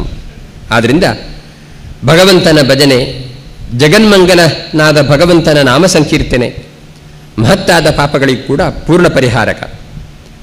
ಹರಿಯ ಮಹಿಮೆಗಳನ್ನು ಮತ್ತೆ ಮತ್ತೆ ಕೇಳುತ್ತಾ, ಅವನ ಸಾಮರ್ಥ್ಯವನ್ನು ಮತ್ತೆ ಮತ್ತೆ ಚಿಂತನೆ ಮಾಡುತ್ತಾ ಉಂಟಾಗುವಂಥ ಭಕ್ತಿ ಏನು ಅಂದರೆ, ಆ ಭಕ್ತಿಯಿಂದ ಅಂತಃಕರಣ ಶುದ್ಧಿಯನ್ನು ಪಡೆಯುತ್ತೆ. ಅವನ್ನು ಪಡೀಲಿಕ್ಕೆ ಇದು ಬಿಟ್ಟು ಇನ್ಯಾವುದರಿಂದ ಸಾಧ್ಯ ಇಲ್ಲ ಅನ್ನುವಷ್ಟು ಶಕ್ತಿ ಇದೆ ಆ ಭಗವಂತನ ನಾಮ ಸಂಕೀರ್ತನೆಗೆ. ಅದನ್ನೇ ಇವನು ಅಜಾಮಿಳ ಮಾಡಿರೋದ್ರಿಂದ ಅವನನ್ನು ಬಿಟ್ಟು ಬಿಡಿ ಅಂತ ಹೀಗೆ ಮಲೆ ಪರ್ವತದಲ್ಲಿ ಹರಿಯನ್ನು ಆರಾಧಿಸುತ್ತಾ ಕುಳಿತಿರುವಂಥ ಭಗವಾನ್ ಅಗಸ್ತ್ಯ ಮುನಿ ಹೇಳಿದರು ಅಂತ ಶುಕಮುನಿಗಳು ಹೇಳ್ತಾರೆ. ಹೀಗೆ ಅಜಾಮಿಳನಿಗೆ ಯಮದೂತರಿಂದ ಬಿಡುಗಡೆ ಸಿಕ್ತು. 88ನೇ ವರ್ಷದಿಂದ ಅವನು ಪ್ರಾಯಶ್ಚಿತ್ತ ಮಾಡಿಕೊಂಡು ಮತ್ತೆ ಪಾಪ ಮಾಡಲಿಕ್ಕೆ ಹೋಗಲಿಲ್ಲ. ಒಂದು ಸಲ ಅವನು ಭಗವಂತನ ಪರಮಾನುಗ್ರಹದ ಕಾರುಣ್ಯವನ್ನು ಅನುಭವಿಸಿದ. ಅವನಿಗೆ ದರ್ಶನವಾದಾಗ ಘೋರವಾದ ಯಮದೂತರು ಬಂದು ತನ್ನನ್ನು ಹಿಡಿದಿಡಲಿಕ್ಕೆ ಹೋದಾಗ ಕೇವಲ ನಾಮೋಚ್ಚಾರಣೆಯಿಂದ ವಿಷ್ಣುದೂತರು ಬಂದು ತನ್ನನ್ನು ರಕ್ಷಣೆ ಮಾಡಿದ್ರು ಅಂತ ಅನಿಸಿದಾಗ ಅವನ ಮನಸ್ಸು ಪೂರ್ತಿ ಪರಿವರ್ತನೆ ಆಯಿತು. ಅರ್ಥಾತ್ ಜನ್ಮಾಂತರದ ಏಧಮಾನವಾದ ಪುಣ್ಯ ಹೋಗಿಬಿಡ್ತು. ಅವನ ಯೋಗ್ಯತೆಗೆ ಅನುಗುಣವಾದ ಪುಣ್ಯ ಮಾತ್ರ ಈಗ ಅವನ ಹತ್ರ ಉಳಿದಿದೆ. ಅವನು ಕೂಡಲೇ ಮೋಕ್ಷಕ್ಕೆ ಹೋಗಲಿಲ್ಲ. ಫ್ಯಾನ್ ಸ್ವಿಚ್ ಆನ್ ಮಾಡಿದ ಕೂಡಲೇ ತಿರುಗಲಿಕ್ಕೆ ಶುರು ಆಗುತ್ತಲ್ಲ, ಹಾಗೆಂದು ಸ್ವಿಚ್ ಆಫ್ ಮಾಡಿದ ಕೂಡ ಸಡನ್ಲಿ ನಿಂತ್ಕೊಳ್ಳೋದಿಲ್ಲ. ಅದು ಮತ್ತೆ ಸ್ವಿಚ್ ಆಫ್ ಆದಮೇಲೂ ಕೂಡ ಸ್ವಲ್ಪ ಹೊತ್ತು ತಿರುಗುತ್ತೆ. ಹಾಗೆ ಯಮದೂತರಿಂದ ಅವನಿಗೆ ಬಿಡುಗಡೆ ಆಯಿತು, ವಿಷ್ಣುದೂತರು ಅನುಗ್ರಹ ಮಾಡಿದ್ರು ಎಂಬ ಕಾರಣಕ್ಕೆ ಕೂಡಲೇ ಮೋಕ್ಷಕ್ಕೆ ಹೋಗಲಿಲ್ಲ. ಮತ್ತೆ ಒಂದಷ್ಟು ಕಾಲ ಪ್ರಾರಬ್ಧಕರನ್ನು ಅನುಭವಿಸಿ ಮತ್ತೆ ಅವನು ಮೋಕ್ಷಕ್ಕೆ ಹೋದ್ದು. ಅವನು ಸಾಧನೆ ಮಾಡಿದ. ಸಾಧನೆ ಮಾಡಿ ಮತ್ತೆ ಪರಿಪಕ್ವವಾದಾಗ ಅವನಿಗೆ ವಿಮಾನ ಬರುತ್ತೆ. ಆ ವಿಮಾನದಲ್ಲಿ ಅವನು ತನ್ನ ಶರೀರವನ್ನು ಗಂಗಾ ದ್ವಾರದಲ್ಲಿ ತ್ಯಾಗ ಮಾಡಿ ಮೋಕ್ಷಕ್ಕೆ ಹೋಗ್ತಾನೆ. ಹಾಗಾಗಿ ಆಚಾರ್ಯ ಮಧ್ವರು ನಮ್ಗೆ ಕೊಟ್ಟ ಒಂದು ದೊಡ್ಡ ಉಪಕಾರ ಏನು ಅಂದರೆ, ಈ ಜ್ಞಾನದಿಂದ ಮೋಕ್ಷ ಅಂತ ಹೇಳುವುದಾಗಿದ್ದರೆ ಭಗವಂತನ ಅಪರೋಕ್ಷ ಜ್ಞಾನ ಬಂದ ಕೂಡಲೇ ಮೋಕ್ಷ ಸಿಕ್ಕಿಬಿಡುತ್ತಲ್ಲ. ಹಾಗಾದರೆ ನಮಗೆ ಉಪದೇಶ ಮಾಡುವವರು ಯಾರು ಭಗವಂತನ ಕಂಡೇ ಇಲ್ಲ. ಯಾರು ಕಂಡಿದ್ದಾರೋ ನಮ್ಮ ಮುಂದೆ ಇಲ್ಲ. ಯಾಕಂದರೆ ಕೂಡಲೇ ಮೋಕ್ಷಕ್ಕೆ ಹೋಗಿ ಆಯ್ತಲ್ಲ.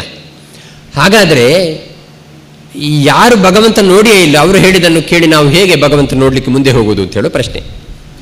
ಭಗವಂತನ ಸಾಧನೆಗೋಸ್ಕರ ನಾವು ಮುಂದೆ ಹೋಗಬೇಕು. ಆದರೆ ಸಾಧನೆಗೆ ಉಪದೇಶ ಮಾಡೋರು ಸಾಧನೆ ಮಾಡಿದವರಲ್ಲ, ಭಗವಂತನ ಸಾಕ್ಷಾತ್ಕಾರ ಮಾಡದೇ ಇದ್ದವರು ನಮಗೆ ಭಗವಂತನ ಸಾಕ್ಷಾತ್ಕಾರದಿಂದ ಮೋಕ್ಷಕ್ಕೆ ಹೋಗ್ತೇವೆ ಅಂತ ಹೇಳ್ತಾ ಇದ್ದಾರೆ. ಇದರ ಮೇಲೆ ದಾರ್ಢ್ಯ ಬರೋದು ಹೇಗೆ? ಇದಕ್ಕೆ ಯಾರೂ ಉತ್ತರ ಕೊಡಲಿಲ್ಲ. ಆದರೆ ಆಚಾರ್ಯ ಮಧ್ವರು ಉತ್ತರ ಕೊಟ್ಟಿದ್ದಾರೆ. ಭಗವಂತನ ಸಾಕ್ಷಾತ್ಕಾರ ಆದಮೇಲೂ ಕೂಡ ಅವರು ಮೋಕ್ಷಕ್ಕೆ ಹೋಗಿರುವುದಿಲ್ಲ. ಅವನು ಪ್ರಾರಬ್ಧ ಕರ್ಮವನ್ನು ಅನುಭವಿಸಲಿಕ್ಕೆ ತನಕ ಅವನು ಇಲ್ಲಿ ಇರಬೇಕು. ಆದ್ದರಿಂದ ಭಗವಂತನ ನೋಡಿದವರೇ ನಮಗೆ ಉಪದೇಶ ಕೊಡ್ತಾರೆ. ಆದ್ದರಿಂದ ಅವರು ಕೊಟ್ಟ ಉಪದೇಶವನ್ನು ಆಪ್ತವಾಕ್ಯ ಅಂತ ನೀವು ನಂಬಿಬಿಟ್ಟು ನೀವು ಸಾಧನೆ ಮಾಡಿ ಮೋಕ್ಷಕ್ಕೆ ಹೋಗ್ಲಿಕ್ಕೆ ಅವಕಾಶ ಉಂಟು ಅಂತ ಆಚಾರ್ಯ ಮಧ್ವರು ಬಿಟ್ಟರೆ ಯಾರೂ ಹೇಳಲಿಲ್ಲ ಇದನ್ನು. ಹಾಗಾಗಿ ಭಗವಂತನ ಅನುಗ್ರಹ ಆಗಿದೆ, ಮತ್ತೆ ಭಗವಂತನ ಪ್ರಸಾದ, ಮತ್ತೆ ಭಗವಂತನ ಅನುಗ್ರಹದಿಂದ ಮಹಾತ್ಮ ಜ್ಞಾನಪೂರ್ವಕವಾದ ಸುದೃಢವಾದ ಭಕ್ತಿಯಿಂದ ಭಗವತ್ ಪ್ರಸಾದ ದ್ವಾರ ಮೋಕ್ಷಕ್ಕೆ ಹೋಗ್ತಾರೆ ಅಂತ ಆಚಾರ್ಯ ಮಧ್ವರು ಹೇಳಿದ್ದಾರೆ. ಹಾಗಾಗಿ ಅವನು ಅಜಾಮಿಳ, ಅವನು ಮೋಕ್ಷಕ್ಕೆ ಹೋಗ್ತಾನೆ. ಅಜಾಮಿಳ ಎಂಬ ಹೆಸರಿಗೆ ಬಹಳ ಬಗೆಯಾಗಿ ಅರ್ಥ ಮಾಡ್ತಾರೆ. ಅಂತಹ ಅಜಾಮಿಳನ ಕಥೆ ಮುಗಿದು ಮತ್ತೆ ಪ್ರಾಚೀನ ಬರ್ಹಿ ಎಂಬ ರಾಜ, ಅವನಿಗೆ 10 ಮಂದಿ ಪ್ರಚೇತಸರು ಮಕ್ಕಳು.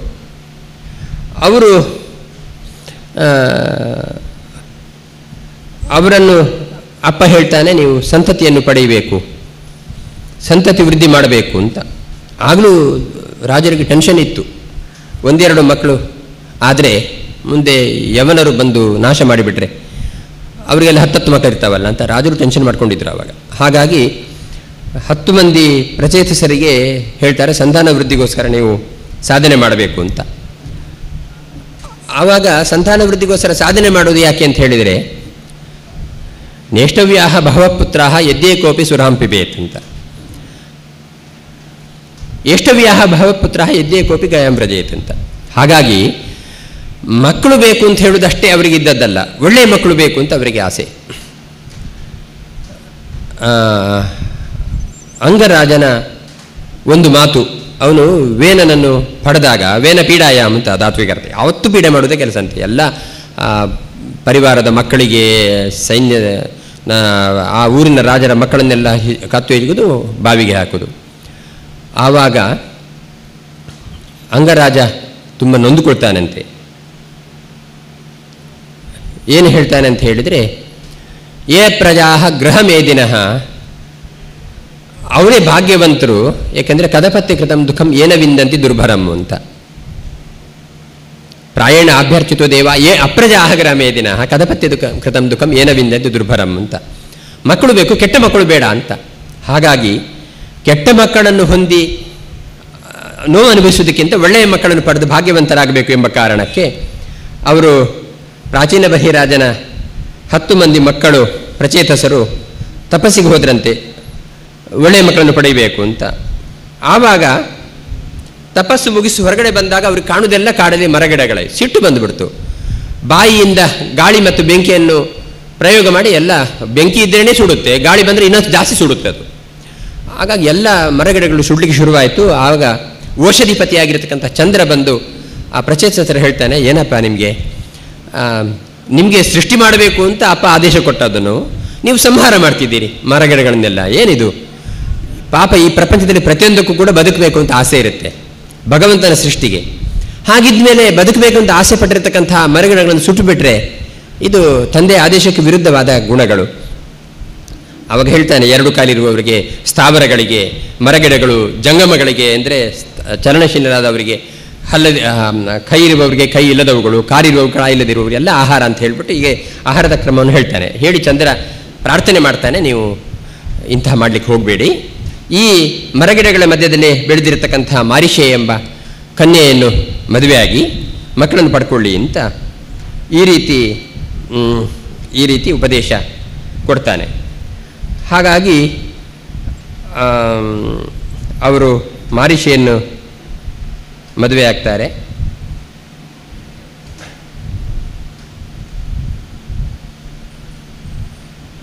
ಮೊದಲು ದಕ್ಷ ಅವನು ಮಾರಿಷೆಯನ್ನು ವಿವಾಹ ಆಗಿ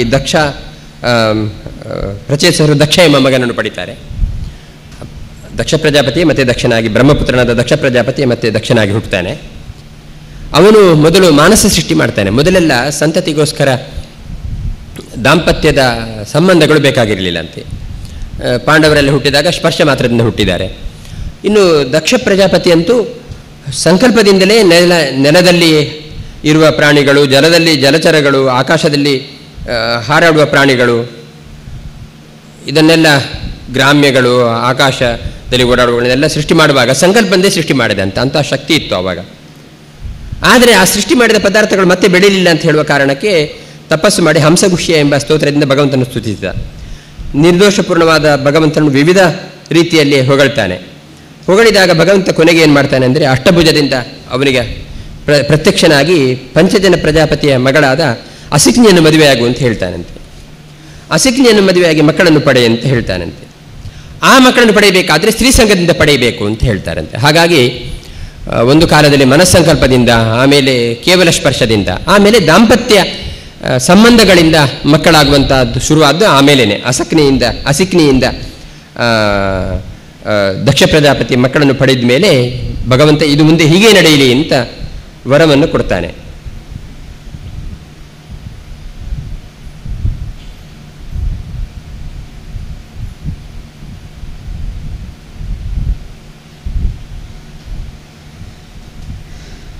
ಮನಸಿ ವಾಸೃಜತ್ ಪೂರ್ವಂ ಪ್ರಜಾಪತಿ ರಿಮಾ ಪ್ರಜಾ ದೇವಾಸುರ ಮನುಷ್ಯಾದಾನ್ ನಭಸ್ಥಲ ಜಲೌಕಶಃ ಅಂತ.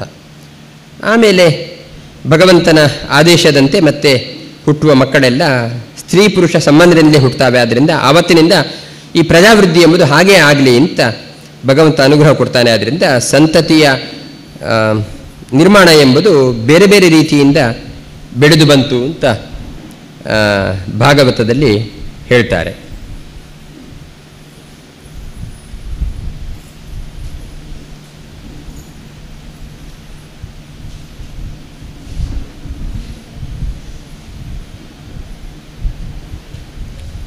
ದಕ್ಷನಿಗೆ ಅಸಿಕ್ನಿಯಲ್ಲಿ 10,000 ಮಕ್ಕಳು ಹುಟ್ಟಿದ್ರಂತೆ, ಹರೀಶ್ವರು ಅಂತ. ಅವರೆಲ್ಲ ಸಿಂಧೂ ಸಾಗರ ಸಂಗಮದಲ್ಲಿ ನಾರಾಯಣ ಸರೋವರದಲ್ಲಿ ಮಿಂದ್ರಂತೆ. ಅವರ ಅಂತಃಕರಣ ನಿರ್ಮಲವಾಯಿತು. ನಾರದ ಸರಿಯಾಗಿ ಸಿಕ್ಕಿದ. 10,000 ಮಕ್ಕಳಿಗೂ ಕೂಡ ನಾರದ ಉಪದೇಶ ಮಾಡೋದು, ನೀವೆಲ್ಲ ಯಾಕೆ ಸಂತತಿ ಪಡ್ಕೊಂಡು ಜೀವನ ಹಾಳು ಮಾಡ್ಕೊಳ್ತೀರಿ? ಸ್ಥೂಲ ಶರೀರ, ಅದರೊಳಗೊಂದು ಯಾತನಮಯವಾದ ಸೂಕ್ಷ್ಮ ಶರೀರ, ಅದರೊಳಗೊಂದು ಲಿಂಗ ಶರೀರ ಇದೆ, ಅದರೊಳಗಡೆ ಸ್ವರೂಪ ಶರೀರ ಇದೆ. ಲಿಂಗ ಶರೀರವನ್ನು ಭಂಗ ಮಾಡದೆ ಸ್ವರೂಪ ಶರೀರದಲ್ಲಿ ನಿಮಗೆ ಜ್ಞಾನ ಆನಂದಾದಿಗಳ ಅನುಭವ ಆಗುವುದಿಲ್ಲ. ಆದ್ದರಿಂದ ನೀವು ಸಂತಾನ ಅಭಿವೃದ್ಧಿ ಮಾಡಲಿಕ್ಕೆ ಹೋದರೆ ನೀವು ಇಲ್ಲೇ ಬಿದ್ದಿರ್ತೀರಾ ಅಂತ ಒಂದಷ್ಟು ನಾರದ ಕೇಳಿಸ್ಬಿಡ್ತಾನೆ. ಹಾಗಾಗಿ ಹರಿವೇಶ್ಯರು ಸಂತತಿ ಪಡಿಬೇಕು ಅಂತ ತಂದೆ ಆಜ್ಞೆಯನ್ನು ಮೀರಿ ಅವರು ಮೋಕ್ಷ ಸಾಧನೆಗೋಸ್ಕರ ಬಿಟ್ಟು ಹೋಗಿಬಿಡ್ತಾರೆ. ಆಮೇಲೆ ಬರಾಶ್ವರು ಅಂತ 1,000 ಮಂದಿಯನ್ನು ದಕ್ಷ ಪ್ರಜಾಧಿಪತಿ ಹುಟ್ಟಿಸ್ತಾನೆ. ಅಟ್ಲೀಸ್ಟ್ ಕೊನೆಗೆ ಪಕ್ಷ ಇವರಿಂದ ಆದರೂ ಮಕ್ಕಳ ಸಂತತಿ ಅಭಿವೃದ್ಧಿ ಆಗಲಿ ಅಂತ. ಪುಣ್ಯಾತ್ಮ ನಾರದ ಅಲ್ಲಿ ಹೋಗಿ ಅವರ ತಲೆ ಕೆಡಿಸಿಬಿಟ್ಟು, ಅಂದರೆ ಒಳ್ಳೆಯ ಉಪದೇಶ ಮಾಡಿಬಿಟ್ಟು ಅವರು ಕೂಡ ಮಕ್ಕಳು ಬೇಡ ಅಂತ ವೈರಾಗ್ಯದಿಂದ ಹೋಗಿಬಿಡ್ತಾರೆ. ಆವಾಗ ಸಿಟ್ಟು ಬರುತ್ತೆ ದಕ್ಷನಿಗೆ, ಈ ನಾರದ ಇಂಥದ್ದೆಲ್ಲ ಕೆಲಸ ಮಾಡ್ತಾನೆ ಅಂತ. ನಮ್ಮದು ಉದ್ದೇಶ ಇರೋದು ಪ್ರಜಾವೃದ್ಧಿ ಆಗಬೇಕು ಅಂತ, ಇವನ್ನೆಲ್ಲದಕ್ಕೂ ಅಡ್ಡಿ ಬಂದುಬಿಡ್ತಾನೆ ಅಂತ ಸಿಟ್ಟು ಬಂದು, ನೀನು ಒಂದು ಕಡೆ ನಿಲ್ಲೋದು ಬೇಡ, ತ್ರಿಲೋಕ ಸಂಚಾರಾಗಿ ಓಡಾಡ್ತಾನೆ ಇರು ಅಂತ ಶಾಪ ಕೊಟ್ಬಿಟ್ಟಂತೆ. ಅಷ್ಟಕ್ಕೆ ಅವನೇನು ಹೆದರಲಿಲ್ಲ ಅಂತೆ ನಾರದ, ಖುಷಿ ಆಯ್ತಂತೆ. ಅವನು ಸ್ವಾಗತ ಹೇಳಿಬಿಟ್ಟು ಅನುಭವಿಸಿದಂತೆ. ಅವನಿಗೆ 3 ಲೋಕಕ್ಕೆ ಓಡಾಡೋದೇ ಕೆಲಸ ಆಯ್ತಂತೆ. ಮತ್ತೆ ಹೀಗೆ ದಕ್ಷ ಪುತ್ರರೆಲ್ಲ ಈ ರೀತಿ ಆದಾಗ ದಕ್ಷನಿಗೆ ತುಂಬ ಚಿಂತೆ ಆಯಿತು.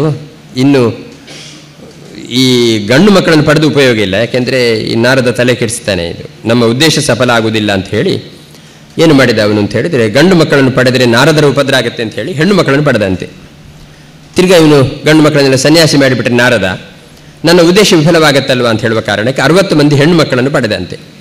ಅವರಲ್ಲಿ 10 ಮಂದಿಯನ್ನು ಧರ್ಮರಾಜನಿಗೆ, 27 ಮಂದಿಯನ್ನು ಚಂದ್ರನಿಗೆ, 13 ಮಂದಿಯನ್ನು ಕಶ್ಯಪರಿಗೆ, ಮತ್ತು 2 ಭೂತನಿಗೆ, 2 ಆಂಗೀರಸರಿಗೆ, 2 ಕೃಶಾಶ್ವನಿಗೆ, ಉಳಿದ 4 ಮಂದಿಯನ್ನು ಕಶ್ಯಪರಿಗೆ ಮದುವೆ ಮಾಡಿಸಿಕೊಟ್ಟಂತೆ. ಇದರಲ್ಲಿ ಕಶ್ಯಪರ ಸಂತಾನವೇ ಹೆಚ್ಚಿತ್ತಂತೆ. ಅದರಲ್ಲಿ ಧನುವಿನ ಮಕ್ಕಳು 61 ಮಂದಿ ದಾನವರು, ಅದಿತಿಯ ಮಕ್ಕಳು 12 ಮಂದಿ ಆದಿತ್ಯರು, ವಿವಸ್ವಾನ್, ಪೂಷ, ಆರ್ಯಮ ಅಂತ ಬೇರೆ ಬೇರೆ ಒಂದಷ್ಟು ಮಕ್ಕಳು ಆಯಿತು. ವಿಷಯ ಇರೋದು ಏನು ಅಂದರೆ, ತ್ವಷ್ಟೃ ಇದಾನಲ್ಲ, ತ್ವಷ್ಟ, ಅವನಿಗೆ ಮದುವೆ ಆದದ್ದು ಯಾರು ಅಂದರೆ ದೈತ್ಯರ ಸೋದರಿಯಾದ ರಚನೆ. ಆ ರಚನೆಯಲ್ಲಿ ಹುಟ್ಟಿದ ಮಗ ವಿಶ್ವರೂಪ ಮತ್ತು ಸನ್ನಿವೇಶ ಅಂತ 2 ಮಕ್ಕಳು. ಅದರಲ್ಲಿ ವಿಶ್ವರೂಪ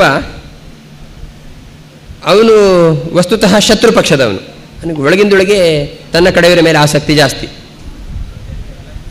ಆದರೂ ಕೂಡ ದೇವತೆಗಳನ್ನು ಪುರೋಹಿತರನ್ನಾಗಿ ಸ್ವೀಕಾರ ಮಾಡಬೇಕಾದ ಒಂದು ಅವಸ್ಥೆ ಬಂದದ್ದು ಇದು ಬಹಳ ಕಷ್ಟಕರವಾದ ಒಂದು ಪರಿಸ್ಥಿತಿಯಾಗಿ ಹೋಯಿತು.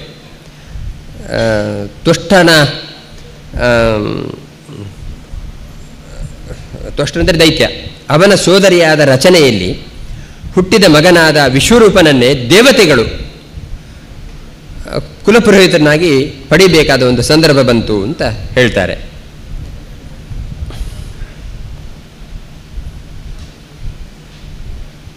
ಇದಕ್ಕೆ ಸಂದರ್ಭ ಹೇಗೆ ಬಂತು ಅಂತ ಹೇಳಿದರೆ, ಒಂದು ದಿವಸ ದೇವೇಂದ್ರ ಸಭೆಯಲ್ಲಿ ಕೂತಿದ್ದಾನಂತೆ, ಸುಧರ್ಮ ದೇವಸಭೆಯಲ್ಲಿ ಕೂತಾಗ ತಲೆ ಕೆಡಿಸಿಬಿಟ್ರು ಯಾರು ಪಕ್ಕದಲ್ಲಿರುವವರೆಲ್ಲ. ಯಾಕಂದರೆ ಅವನಿಗೆ ಸ್ತೋತ್ರ ಮಾಡೋದೇ ಅವರಿಗೆ ಕೆಲಸ, ಅಕ್ಕಪಕ್ಕದಲ್ಲಿರುವವರಿಗೆ ದೇವೇಂದ್ರನ ಸ್ತೋತ್ರ ಮಾಡೋದೇ ಕೆಲಸ. ಹಾಗಾಗಿ ಅವನು ನೀನು ಇಂದ್ರ ಏನೇನೋ ಸ್ತೋತ್ರ ಮಾಡ್ತಾನೆ ಇದ್ರಲ್ಲ, ಈ ಸ್ತೋತ್ರಗಳ ಪರವಾಗಿ ಅವನಿಗೆ ತಲೆ ಕೆಟ್ಟು ಹೋಯ್ತಂತೆ. ಹಾಗಾಗಿ ಅಧಿಕಾರ ಮತ್ತು ಅವಿವೇಕ 2 ಒಟ್ಟೆ ಕಡೆ ಸೇರಿಬಿಟ್ರೆ, ಸಂಪತ್ತು ಎಲ್ಲ ಒಟ್ಟು ಸೇರಿಬಿಟ್ರೆ ಮಾಡಬಾರದ ಅನರ್ಥಗಳು ಮಾಡ್ತಾರೆ ಅಂತ ಹೇಳೋದಕ್ಕೆ ಉದಾಹರಣೆಯಾಗಿ ದೇವೇಂದ್ರ ಏನು ಮಾಡಿಬಿಟ್ಟ ಅಂದರೆ, ಸಭೆ ನಡಿಬೇಕಾದ್ರೆ ದೇವತೆಗಳ ಗುರುಗಳಾದ ಬೃಹಸ್ಪತ್ಯಾಚಾರ್ಯ ಬಂದ್ರಂತೆ. ಬಂದಾಗ ನಿಜವಾಗ್ಲೂ ಏನು ಮಾಡಬೇಕು ಗೊತ್ತಾ, ಎದ್ದು ನಿಂತ್ಕೊಳ್ಬೇಕು, ಅವರಿಗೆ ಆಸನ ಪಾದ್ಯಾದಿಗಳನ್ನು ಕೊಡಬೇಕು, ಅರ್ಗೆ ಕೊಡಬೇಕು, ಎಲ್ಲ ಮಾಡಬೇಕಲ್ಲ. ಇನ್ನು ಆ ಕಡೆ ನೋಡಲೂ ಇಲ್ಲಂತೆ, ಗೊತ್ತಿದ್ದು ನೋಡಲೂ ಇಲ್ಲಂತೆ.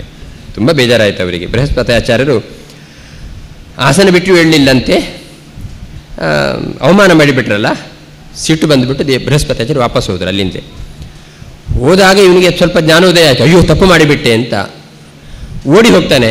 ದೇವೇಂದ್ರ ಹತ್ರ ಕ್ಷಮೆ ಕೇಳೋಣ ಅಂತ. ದೇವೇಂದ್ರಿಗೆ ಇದು ಗೊತ್ತಲ್ಲ, ಬೃಹಸ್ಪತಿ ಕ್ಷಮೆ, ಬೃಹಸ್ಪತಿ ಗೊತ್ತಿತ್ತು. ಇವನು ಅಲ್ಲಿಂದ ಎಸ್ಕೇಪ್ ಆಗಿಬಿಟ್ರು ಅವರು, ಇನ್ನು ಎಲ್ಲಿಗೆ ಹೋಗಿಬಿಟ್ರು. ಇನ್ನು ಹುಡುಕಿದ್ದು ಸಿಗಲಿಲ್ಲ, ಬೃಹಸ್ಪತಿ ಆಚಾರ್ಯ ಸಿಗಲಿಲ್ಲ. ಇಷ್ಟು ಗೊತ್ತಾಯಿತು ದೈತ್ಯರಿಗೆ, ಇಷ್ಟೆಲ್ಲ ಸ್ವಲ್ಪ ಅನರ್ಥ ಆಗಿದೆ ಅಂತ. ಅಶಕ್ತರಾಗಿದ್ದರೂ ಕೂಡ, ದುರ್ಬಲರಾಗಿದ್ದರೂ ಕೂಡ ದೈತ್ಯರಿಗೆ ಬಲ ಬಂದುಬಿಡ್ತು. ಯಾಕೆಂದರೆ ಶುಕ್ರಾಚಾರ್ಯರಿಗೂ ಪ್ರಾಬಲ್ಯ ಇತ್ತು, ಮಂತ್ರಶಕ್ತಿ ಇತ್ತು, ಎಲ್ಲ ಇತ್ತಲ್ಲ. ಅವರು ಹೇಳಿದರು ಇದು ಒಳ್ಳೆಯ ಸಮಯ, ಇಮ್ಯುನಿಟಿ ಚೂರು ಇಲ್ಲ ಇವರ ಹತ್ರ, ಈಗ ಆಕ್ರಮಣ ಮಾಡಿದರೆ ಒಳ್ಳೆಯದು ಅಂತ. ಹಾಗಾಗಿ ಒಳ್ಳೆಯ ಸಂದರ್ಭ ನೋಡಿಕೊಂಡು ದೈತ್ಯರ ಆಕ್ರಮಣ ಮಾಡಿದರು. ಆಕ್ರಮಣ ಮಾಡಿದ ಕೂಡಲೇ ದೇವತೆಗಳೆಲ್ಲ ಸೋತರು. ಸೋತ ಕೂಡಲೇ ಇನ್ನೇನು ಮಾಡಬೇಕು? ಬೃಹಸ್ಪತಿ ಜನ ಹುಡುಕಿದರೆ ಸಿಗ್ತಾ ಇಲ್ಲ, ಅವರು ಅಪ್ಸ್ಕೊಂಡಾಗಿದ್ದಾರೆ, ಏನು ಮಾಡಿದರೂ ಸಿಗ್ತಾ ಇಲ್ಲ. ಹಾಗಾಗಿ ಈಗ ನಾವು ಬದುಕಬೇಕಾದ್ರೆ ಇನ್ನೊಬ್ಬರನ್ನ ಗುರುಗಳನ್ನು ಹುಡುಕಲೇಬೇಕು. ಯಾರನ್ನು ಹುಡುಕೋದು ಅಂತ ಹೇಳೋದು ಪ್ರಶ್ನೆ ಒಂದು. ಕೊನೆಗೆ ಅವರೆಲ್ಲ ಹುಡುಕಿದ್ರು. ಯಾರನ್ನು ಅಂದರೆ ತ್ವಷ್ಟೃವಿನ ತಂಗಿಯಾದ ರಚನೆಯ ಮಕ್ಕಳಲ್ಲಿ ಒಬ್ಬನಾದ ವಿಶ್ವರೂಪನನ್ನು ಹುಡುಕಿದರು. ಅವನು ದೈತ್ಯ ಪಕ್ಷಪಾತಿ ಅಂತ ಹೇಳೋದು ಗೊತ್ತಿತ್ತು ಇವರಿಗೆ. ಗೊತ್ತಿದ್ದರೂ ಕೂಡ ಅವನನ್ನು ಸೇವನೆ ಮಾಡುವ ಅನಿವಾರ್ಯತೆ ಇತ್ತು ಇವರಿಗೆ. ದೇವತೆಗಳಿಗಿಂತ ಚಿಕ್ಕವ ಯಾರು? ವಿಶ್ವರೂಪ. ಚಿಕ್ಕವನಾದರೂ ಪರವಾಗಿಲ್ಲ. ಹೇಳಿದರು, ನಾವು ನಿಮ್ಮ ಹತ್ರ ಬಂದಿದ್ದೇವೆ, ಅನಿವಾರ್ಯವಾಗಿ ನಿನ್ನ ಹತ್ರ ಬಂದಿದ್ದೇವೆ. ನಾವೇನೇ ನಿಮಗೆ ತಂದೆ ಸಮಾನರು, ನೀನು ಮಗನ ಸಮಾನ. ಯಾರು ಮಕ್ಕಳು ಇದ್ದಾರಲ್ಲ ಅವರಿಗೆ ಒಂದು ಋಣ ಇರುತ್ತೆ, ಏನು ಪಿತೃಋಣ ಪರಿಹಾರ ಮಾಡಬೇಕಾದ ಒಂದು ಭಾರ ಇರುತ್ತೆ ಅವ್ರ ಮೇಲೆ. ಹಾಗಾಗಿ ಯಾವುದೇ ತಂದೆಯೂ ಕೂಡ ಮಗನೂ ಕೂಡ ಪಿತೃಋಣ ಪರಿಹಾರ ಮಾಡಿಕೊಳ್ಬೇಕು. ಪಿತೃಋಣ ಪರಿಹಾರ ಮಾಡಿಕೊಳ್ಳಿಕ್ಕೆ ಏನು ಉಪಾಯ ಅಂತ ಹೇಳಿದರೆ ಮಕ್ಕಳನ್ನು ಪಡೆಯುವಂಥದ್ದು. ಹಾಗಾಗಿ ಮಕ್ಕಳನ್ನು ಪಡೆದವರು ಪಿತೃಋಣ ಪರಿಹಾರ ಮಾಡಿಕೊಳ್ಳಿಕ್ಕೆ ಒಂದು ಸಾಧನೆಯನ್ನು ಕಂಡುಕೊಂಡ ಹಾಗಾಯಿತು. ಅಂಥವರು ಕೂಡ ಮಕ್ಕಳನ್ನು ಪಡೆದ ಮೇಲೂ ಕೂಡ ಪಿತೃಋಣ ಪರಿಹಾರಕ್ಕೋಸ್ಕರ ಅನುಷ್ಠಾನಗಳನ್ನು ಮಾಡ್ತಾರೆ. ನಿನಗೆ ಮಕ್ಕಳೇ ಇಲ್ಲ ವಿಶ್ವರೂಪ, ಹಾಗಾಗಿ ನೀನು ಎರಡು ಕಾರಣದಿಂದ, ಮಕ್ಕಳೆಲ್ಲದೇ ಇರುವುದರಿಂದಲೂ ಪಿತೃಋಣ ಪರಿಹಾರಕ್ಕೆ ನೀನು ಪ್ರಯತ್ನ ಮಾಡಬೇಕು. ಒಂದು ಎಕ್ಸ್ಟ್ರಾ ನಿನಗೆ ಪ್ರಯತ್ನ ನಿನ್ನಿಂದ ನಡೆಯಬೇಕು ಅಂತ ಹೇಳಿ ಹೇಳ್ತಾರೆ. ನೀವು ದೊಡ್ಡವರು, ತಂದೆಯ ಸ್ಥಾನದಲ್ಲಿರುವವರು, ನೀವು ಹೇಳಿದ್ದನ್ನು ಮಾಡ್ತೇನೆ ಅಂತ ಒಪ್ಕೊಳ್ತಾನೆ ತ್ವಷ್ಟ, ಅಲ್ಲ ಇವನು ವಿಶ್ವರೂಪ. ಹಾಗಾದರೆ ನಾವು ಇಂತಹ ಸಂದಿಗ್ಧ ಪರಿಸ್ಥಿತಿಯಲ್ಲಿದ್ದೇವೆ. ಬೃಹಸ್ಪತಾಚಾರ್ಯ ನಮಗೆ ಸಿಗ್ತಾ ಇಲ್ಲ, ನಮಗೆ ಪುರೋಹಿತರು ಇಲ್ಲದಿರುವುದರಿಂದ ನಮ್ಮಲ್ಲಿ ಮಂತ್ರಶಕ್ತಿಗಳಿಲ್ಲ. ಹಾಗಾಗಿ ನಮ್ಮ ಸಾಮ್ರಾಜ್ಯನ ತಿರುಗಿ ಪಡೀಲಿಕ್ಕೆ ನಮಗೆ ಸಾಧನವೇ ಇಲ್ಲ ಅಂತಾಗಿದೆ ಅಂತ ಹೇಳಿ ಹೇಳ್ತಾರೆ. ಅಲ್ಲ, ನಾನು ಚಿಕ್ಕವನು, ನಿಮಗೆ ಗುರು ಆಗೋದು ಹೇಗೆ ಅಂತ ಕೇಳಿದರೆ, ಇಲ್ಲಿ ವಯಸ್ಸಿನ ಜ್ಯೇಷ್ಠತೆಯ ಅನುಗುಣವಾಗಿ ಗುರುತ್ವವನ್ನು ಹುಡುಕೋದು ಬೇಡ, ಇಲ್ಲಿ ಜ್ಞಾನದ ಅನುಗುಣವಾಗಿ ಗುರುತ್ವವನ್ನು ಹುಡುಕೋದಾದರೆ ನೀನು ವೇದಜ್ಞಾನಿಗಳಾದ್ರಿಂದ ನಮಗಿಂತ ಹೆಚ್ಚು ಜ್ಞಾನವನ್ನು ಪಡೆದವನಾಗಿದೆಯಾ, ಆದ್ದರಿಂದ ನಿಮಗೆ ಗುರುತ್ವ ಬರ್ಬೋದು ಅಂತ ಹೇಳಿ ಅವನಲ್ಲಿ ಗುರು ಅಂತ ಒಪ್ಪಿಕೊಂಡು, ವಿಶ್ವರೂಪನನ್ನು ಗುರು ಅಂತ ಒಪ್ಪಿಕೊಂಡು ಅವನಿಂದ ಸುರಕ್ಷಿತರಾಗಬೇಕು ಎಂಬ ಕಾರಣಕ್ಕೆ, ಕಳೆದು ಹೋದ ಎಲ್ಲ ಸಂಪತ್ತನ್ನು ಪಡೆಯಬೇಕು, ಸಾಮ್ರಾಜ್ಯವನ್ನು ಸೇರಿ ಅಂತ ಹೇಳುವ ಕಾರಣಕ್ಕೆ ಅವನಿಂದ ನಾರಾಯಣರ ಉಪದೇಶವನ್ನು ಪಡೀತಾರೆ. ನಾರಾಯಣ ಕವಚ ಅವರಿಗೆ ರಕ್ಷಣೆಯಾಗಿ ನಿಂತು ಕಳೆದದನ್ನೆಲ್ಲ ಮತ್ತೆ ಪಡೆಯುವಂಥ ಅವಕಾಶವನ್ನು ಅವರು ಪಡೀತಾರೆ. ಹಾಗಾಗಿ ಅಗಪರಿಹಾರಕ್ಕೆ ನಾರಾಯಣ ವರ್ಮ ಎಂಬುದು ಬಹಳ ದೊಡ್ಡ ಕವಚ. ಅಗ ಅಂದರೆ ಎರಡರ್ಥ ಉಂಟು. ಒಂದು ಅಗ ಗತಿ ಪ್ರತ್ಯವರೋಧ ಅಂತ, ಇನ್ನೊಂದು ಅಗ ಪಾಪಕ್ರಿಯಾಯಾಮ್ ಅಂತ. ಪಾಪಕರ್ಮ ಮಾಡೋದಕ್ಕೆ ಅಗ ಅಂತ ಹೆಸರು. ಇನ್ನೊಂದು ಬೆಲೂನ್ ಉಂಟಲ್ಲ, ಅದಕ್ಕೆ ಒಂದು ದಾರ ಕಟ್ಟಿಬಿಟ್ಟರೆ ಬೆಲೂನು ಎಷ್ಟು ಮೇಲಕ್ಕೆ ಹೋಗ್ಬೋದು, ಆದರೆ ಆ ದಾರಕ್ಕೆ ಒಂದು ಬಂಡೆ ಕಟ್ಟಿಬಿಟ್ರೆ ಆ ಮೇಲೆ ಹೋಗ್ಲಿಕ್ಕೆ ಆಗೋದಿಲ್ಲ, ಗತಿ ಪ್ರತ್ಯವರೋಧ. ಹಾಗಾಗಿ ಪಾಪಗಳಿಗೆ ಪ್ರಾಯಶ್ಚಿತ್ತ ಏನು ಅಂದರೆ ಅದು ಭಗವಂತನ ನಾಮೋಚ್ಚಾರಣೆ ಮತ್ತು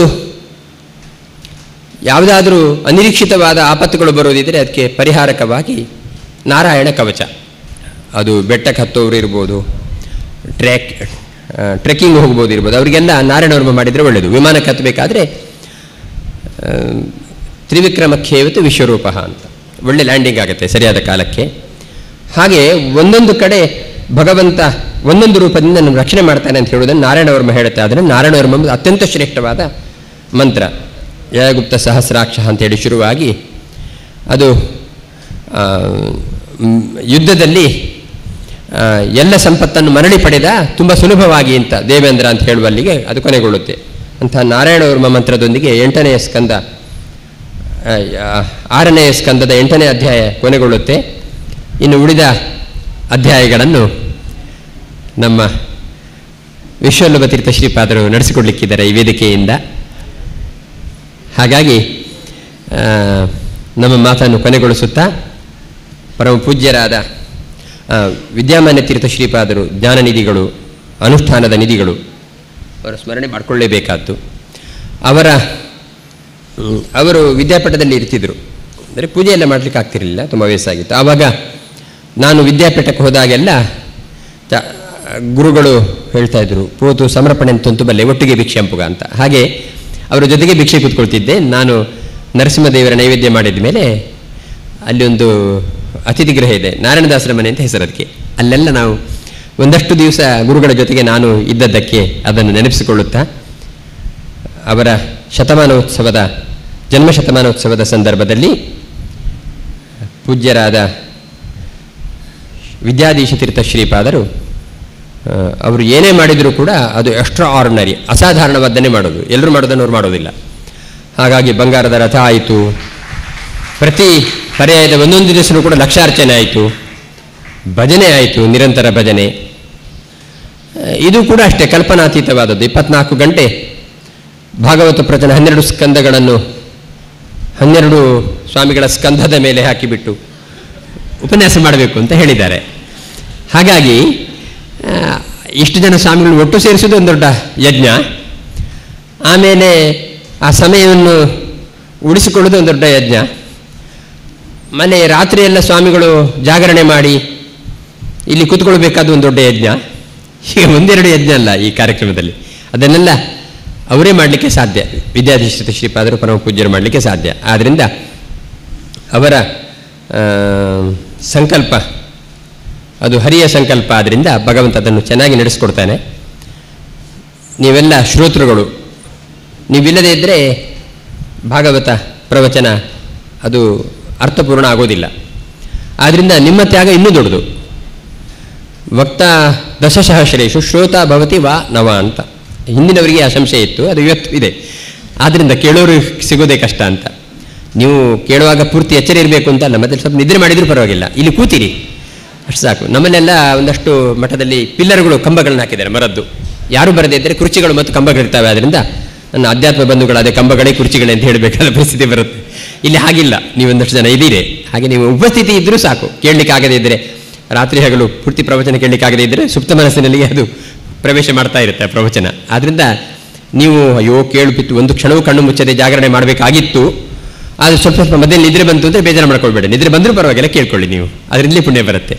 ಹಾಗಾಗಿ ನಿಮ್ಮೆಲ್ಲರ ಉಪಸ್ಥಿತಿಯೊಂದಿಗೆ ಮತ್ತೆ ನಾಳೆ ಮುಂಜಾನೆ ತನಕದ ಈ ಕಾರ್ಯಕ್ರಮ ಅದು ಸುಸೂತ್ರವಾಗಿ ನಡೆಯಲಿ ಅಂತ ಹೇಳಿ ಸೂತ್ರನಾಮಕನಾದ ಪ್ರಾಣದೇವರ ಹತ್ರ ಮತ್ತು ಭಗವಂತನ ಹತ್ರ ಪ್ರಾರ್ಥನೆ ಮಾಡಿಕೊಂಡು ನನ್ನ ಮಾತನ್ನು ಮುಗಿಸ್ತೇನೆ. ಶ್ರೀಕೃಷ್ಣಾರ್ಪಣಮಸ್ತು.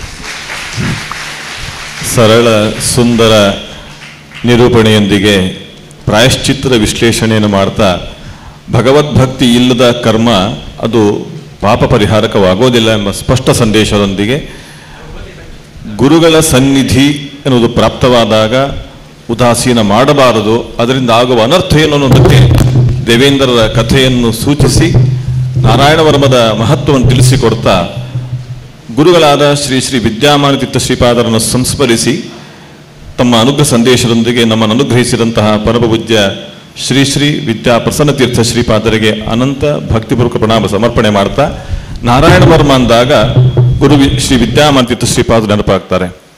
ಎಲ್ಲ ಮಂತ್ರಗಳ ಸಿದ್ಧಿ ಇತ್ತು, ವಿಶೇಷವಾಗಿ ನಾರಾಯಣ ವರ್ಮ ಹರಿವಾಯಸ್ಥಿತಿ.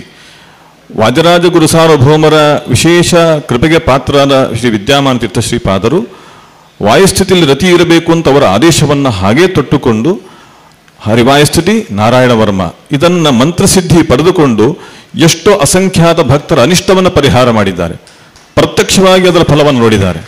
ಇಂಥ ಮಹಾನುಭಾವರ ಶತಮಾನೋತ್ಸವ ರಜತ ಮಹೋತ್ಸವಗಳ ಸಂದರ್ಭದಲ್ಲಿ ತಮ್ಮ ಅದ್ಭುತ ವಾಗ್ಮಯ ಪುಷ್ಪವನ್ನು ಗುರುಗಳಿಗೆ, ಪ್ರಾಣಸ್ಥ ಭಗವಂತರಿಗೆ ಸಮರ್ಪಣೆ ಮಾಡಿ ನಮ್ಮನ್ನು ಅನುಗ್ರಹಿಸಿದಂತಹ ಪರಮಪೂಜ್ಯ ಶ್ರೀ ಶ್ರೀ ವಿದ್ಯಾ ಪ್ರಸನ್ನ ತೀರ್ಥ ಶ್ರೀಪಾದರಿಗೆ ಅನಂತ ಪ್ರಣಾಮಗಳನ್ನು ಸಮರ್ಪಣೆ ಮಾಡ್ತಾ, ಪರಮಪೂಜ್ಯ ಶ್ರೀಪಾದರಿಗೆ ಶ್ರೀಮಠದ ಪರವಾಗಿ ಭಕ್ತಿ ಕಾಣಿಕೆಯ ಸಮರ್ಪಣೆಯನ್ನು ಮಾಡ್ತಾ ಇದ್ದೇವೆ.